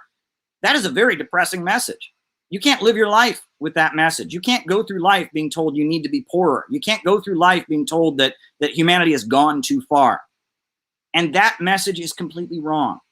The answer to climate change is not an end to human progress. It is not reducing the human population. It is not driving down living standards. The answer to the climate crisis is progress. We have to get away from the prison called fossil fuels, right? Fossil fuels is a prison for humanity, and we need to get to a higher fuel source, not just nuclear power, but fusion power. And the fact that Russia and China are now calling for international cooperation around fusion energy, that is the optimistic hope for the climate crisis. If we could get to a global economy that is not centered around oil, right, and get to a mode of producing energy that was not one that would result in the climate crisis and the greenhouse gas effect, we could get to a much better world, right? We could solve this problem very quickly. Look, folks, the reason that moon mission, right, the Chang'e moon mission was so important is because on the far side of the moon, there is a substance that they call helium-3. And it's very rare, you know, on Earth that you'll find helium-3. But it's all over the far side of the moon. They sometimes call it the dark side of the moon, but it's not dark, but it's the far side of the moon. And it's all over the far side of the moon. And helium-3, if it could be utilized in fusion energy, would be a huge game changer, right? I mean, they talk about just a little bit of helium-3 could like electrify the entire planet for like 100 years, right? The potential of helium-3 is massive. And that you know, the fossil fuel economy, if you look at Wall Street, all the big banks, right, are tied to oil companies, right? ExxonMobil, that's Chase Bank. HSBC Bank, that's British Petroleum, right? That keeping the world on fossil fuels is a way that Wall Street and London can stay at the center of the global economy. But getting humanity off of fossil fuels and getting to a higher fuel source that is not going to heat up the planet is a way out, not just of the climate crisis, but of capitalism. And that's why they don't want to have the conversation about a real solution to climate change. They want to have a Malthusian conversation. They want to have a reducing consumption conversation. Really, you know, the entire ruling class seems to agree that we need to drive down living standards right now. The question is, how do we do it, right? Do we let the free market work its course, get rid of the minimum wage, get rid of social programs, austerity, and just cut everybody and let everyone starve on the street? Or do we do it in a gradual, controlled way? We give everyone a little bit of universal basic income, you know, put some Netflix series out that encourage people to commit suicide, you know, just make, you know, gradually tell people there's no hope. And do we gradually, you know, just have a controlled, careful reduction in human living standards and the human population? Or do we have a free market austerity regime? That's the difference. But the whole bourgeoisie seems to agree that the working people have too much. That's what they agree on. And the socialist movement says, no, the problem is that profits are in command. The problem is that capitalism is in command, and human beings are capable of inventing higher modes of production, higher fuel sources, conquering outer space, doing things that are amazing, right? That you have to imagine what's going on right now. Imagine there's a game of King of the Mountain, right? And one kid gets to the top and he says, oh, we got to stop the game. We got to stop the game, climate change. But that's what they're doing, right? You know, they've decided the solution to climate change must leave them at the top of the world. Well, the solution to climate change is to get them off the top of the world and get working people in power. That's the solution to climate change. And that's an optimistic message. And there's a lot of fake, stupid optimism in the United States, right? You know, is the glass half empty or half full? You know, I mean, you know, there's a lot of stupid optimism. So the reason I think a lot of young people are put off by optimism is because there's so much of this stupid, you know, how to win friends and influence people. Gee golly, anyone can get rich if they just there's a lot of stupid optimism. So, you know, I don't want to give you stupid optimism. I want to give you an optimism that says that by understanding the nature of the universe, dialectical and historical materialism, we can get beyond the horrors of the present world. So that's what I'm about. But we got a few more questions now. I'm going to look here in the chat because there's a couple of, that have gone by. I don't want to forget anybody. So let's see. Okay, so we got. So I guess Jason has a question, right? And Jacob, Jason, Jacob, and then Lily. Why don't you all do your questions one after another? Hi, my name is Jason. I live in the Bay Area with my wife and daughter. One thing that we've noticed is we grew up in the city that we live in, my wife and I, and we'll often take our daughter to play at a park or some kind of recreational center where me and my wife used to play when we were kids. And what we've noticed is just this complete dilapidation, that maintenance doesn't get done anymore. Things that once were upkept aren't. And this seems to be a trend that is going on all over the country. There's water not being purified, like in Flint and other towns. There's bridges that are falling apart and need to be restructured. So I was just wondering if you could talk about how capitalism has both led to these problems and failed to amend them, and how socialism in the U.S. could amend these problems. Very good. Okay. Next, we got Jacob. Yeah, I just wanted to give y'all a super chat that I think we may have missed from Nick B. He asked, what is your position on minimum wage? I have a friend who says that increasing minimum wage will increase inflation. How do I argue otherwise? All right, and Lily.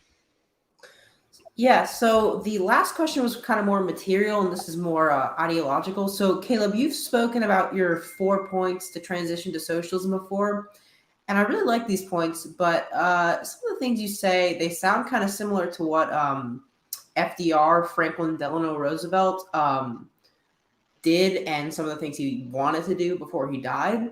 So I guess my question is, what's the difference between socialism and kind of progressive liberalism, and how do we differentiate ourselves from that?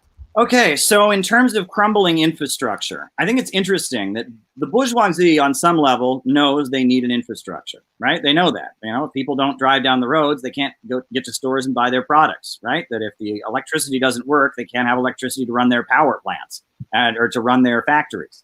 Right? If the water isn't properly purified, members of all classes are going to drink impure water.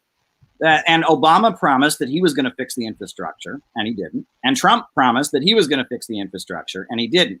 And the reason that none of the capitalists are able to resolve this, even though they all want it, is because they all want another section of the ruling class to pay for it. Right? That's what they want. They all want it to be done. They just don't want to have to pay for it. Right? The Trump capitalists, the lower levels of capital, they don't want to have to pay for it.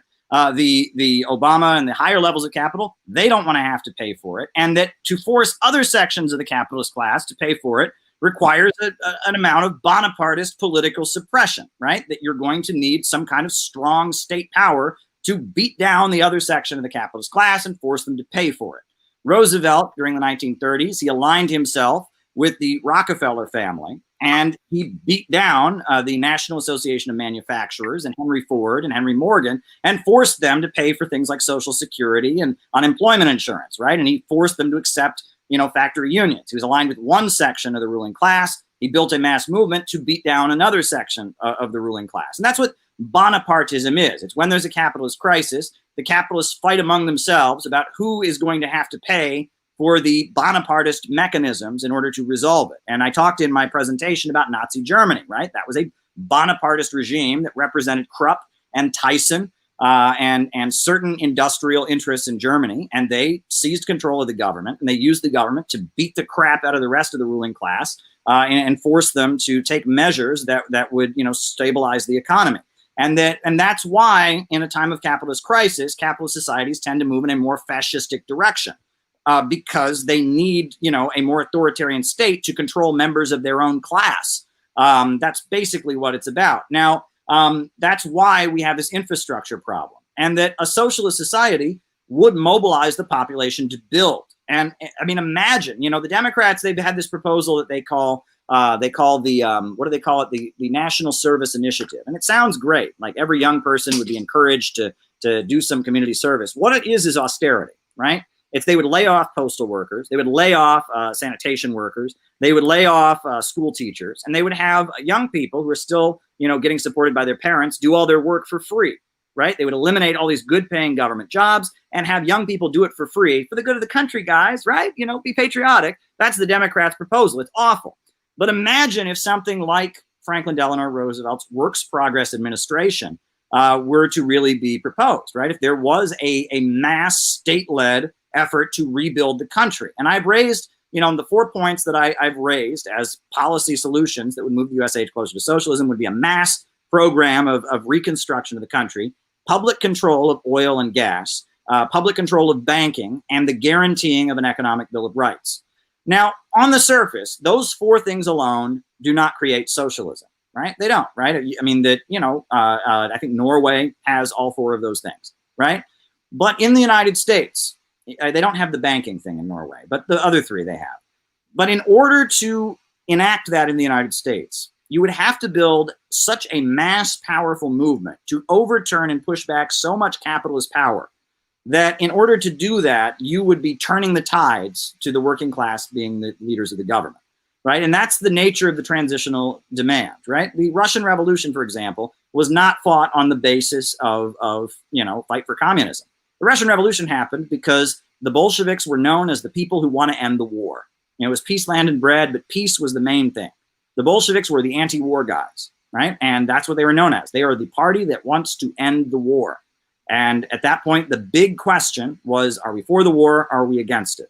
The bourgeoisie of Russia was divided. Some wanted to continue World War I. Some wanted to oppose it. A section of the ruling class that wanted to brutally suppress the anti-war sections of the capitalist class picked General Kornilov to be the military dictator who would continue Russia's involvement in World War I. And so the other section of the capitalist class that was against the war desperately turned to the Bolsheviks, who had a huge organization to protect them from Kornilov and his attempt to establish a military regime. The Bolsheviks defeated the Kornilov reaction. And at that point, they were so powerful that they were able to become the government, right? And that there was a divide over the war that created the Russian Revolution. If you read, it's very interesting. Kim Il-sung, his radio address when he's creating North Korea or creating the Democratic People's Republic of Korea, you read it, it's really basic. It's really basic stuff. He says, we want to give everyone health care, and we want to confiscate the property of all Japanese collaborators. And that's about it, right? I mean, it's not a really radical program, but only the communists could enact it. Only the Korean Workers' Party really had the strength to enact that program of creating a healthcare system and confiscating the property of people who had cooperated and collaborated with the Japanese occupiers. That often a transitional demand, it's not in and of itself. The demand itself is not what creates socialism. It is the polarization of society and the confrontation these demands creates that sets the stage for the working class to become the leaders. And in order to enact those four demands in the United States, in order to really enact those four things, not gradually over the course of 100 years, but if you had a government that came into office promising to control banking, rebuild the country, control oil, and guarantee everyone an economic Bill of Rights, the ruling class would mobilize like crazy against it, but millions of working people would rally behind it, and you would have a confrontation where the working class would have to take power.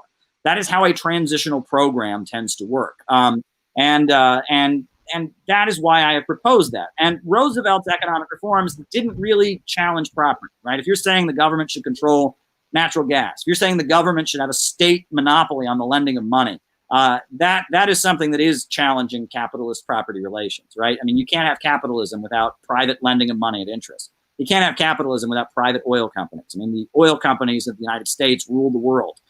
So at that point, you would be, overturning the foundations of the American capitalist system. As far as the minimum wage, well, there's a very good pamphlet that Karl Marx wrote where he talked about there was some socialists that were arguing that you shouldn't argue for an increase in wages because it'll just cause inflation.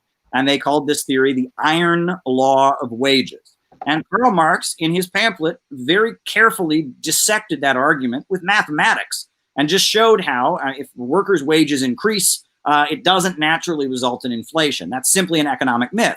And if you look at throughout U.S. history, when there were strong labor unions and stuff, if the auto workers get a 2% raise, that doesn't make the price of cars go up by 2% automatically.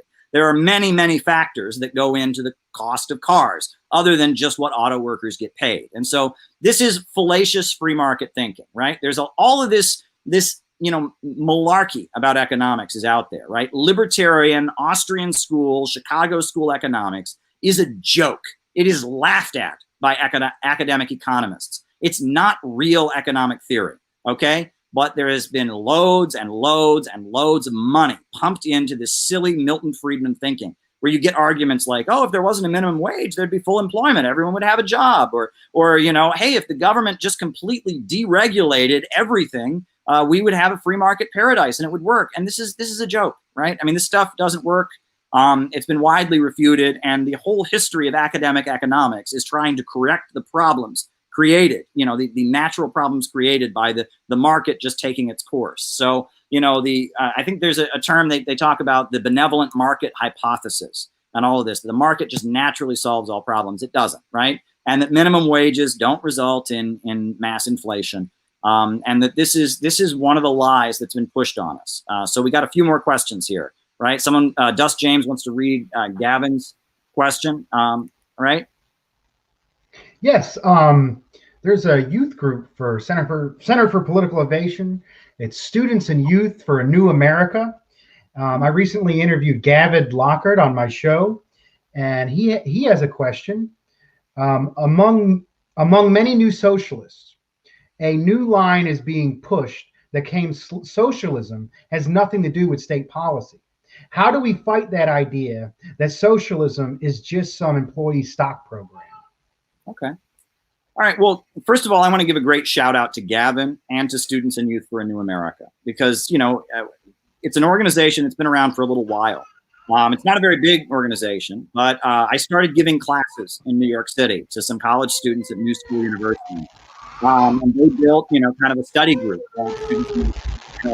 And then through some very strange turns of events, an activist from Students and Youth for a New America got to appear on Tucker Carlson and defend Venezuela. His name's Dakota Lillard. And he actually appeared on Tucker Carlson and exposed the Venezuelan CIA-backed opposition as terrorists on national television.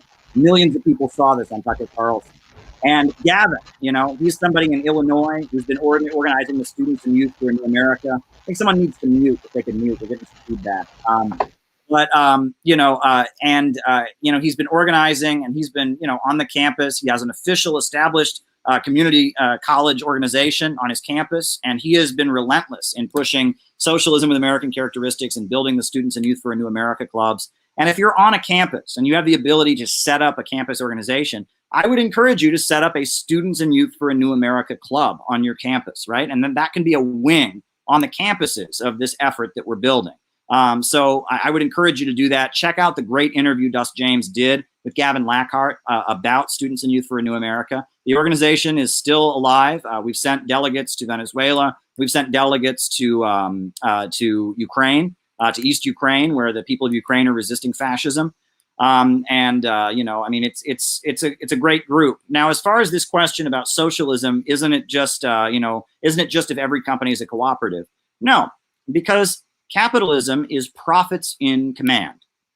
And if you have a cooperative, that's good because no one's being exploited, right? Every worker gets a share of the profits. So that's good, but the cooperative is still functioning according to the profit motive, right? A corporation that pollutes, might still want to pollute because it would be in the economic interest of all those workers who are the owners to pollute. Imagine if the military industrial complex, for example, were set up, as worker cooperatives. How much more pro-war would the people who worked at Boeing and General Electric and Raytheon be, right? That profits in command is the essence of the problem. And that you don't get rid of the anarchy of production, right? When people lose jobs because of technology, that could happen in cooperatives as well, right? They would want fewer workers because everyone would get a bigger share in their share of the profits. So the problem with capitalism is profits in command. You need human reason and rational central planning to control the means of production. It's better. I think worker cooperatives are great. I think there's a role for worker cooperatives in a socialist society. I also think there's a role for private business, right? I think private hotels, private restaurants, private hair salons have a role in a socialist society. But ultimately, the essence of socialism is eliminating production for profit. It is a system where the state and rational human reason controls the means of production. And there are many different forms of socialism. And I think that's the essence of what it is. All right. So I saw that there's a question from Australia, I believe, right? Yes. Comrade David Fox, which I did a great study with on the Three Internationals by William Z. Foster, has a question. It says, what practical activities can everyone do to support each other internationally? Wow. Well, I think an important thing would be to start convening international events, right? We ought to have our next call, we ought to have an international speaker on it. I think it'd be great if somebody from Australia were on our next call to give a presentation about the similarities and differences in the class struggle of Australia versus the class struggle of the United States.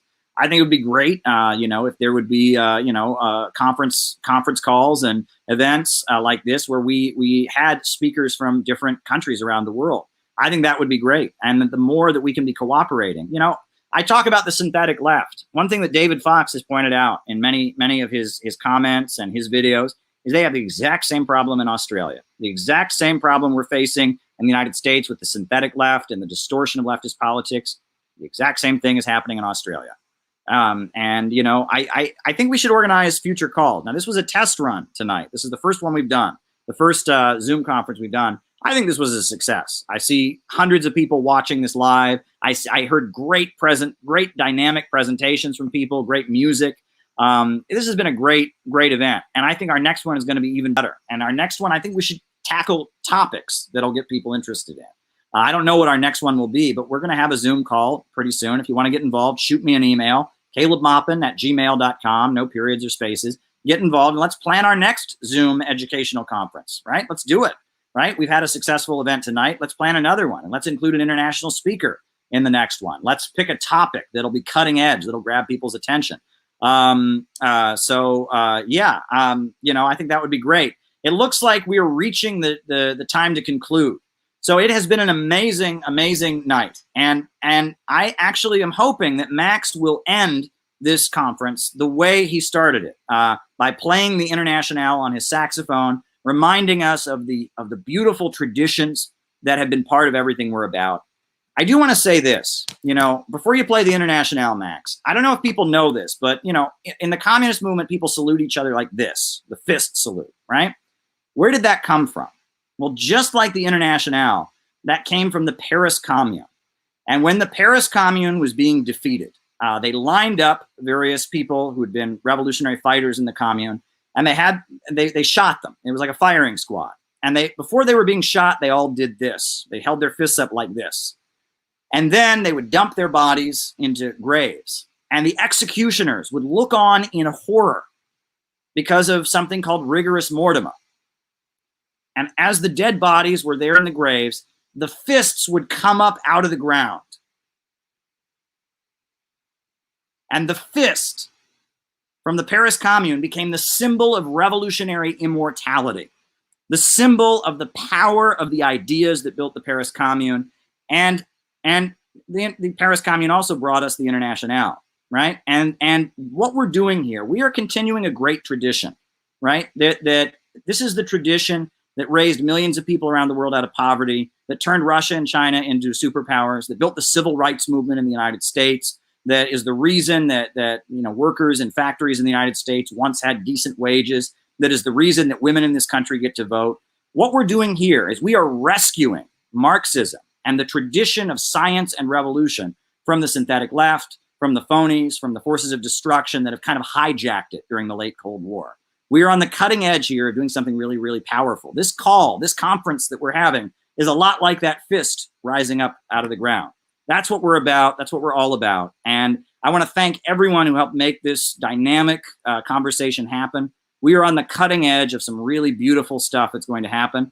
So on that note, I want to thank everyone for all the hard work they've done. Shout out to Justin Simons, who's been managing this call from Los Angeles, doing great work, managing things in the chat. Thanks to everybody who's involved. Max, take it away with the Internationale, and then we'll be done.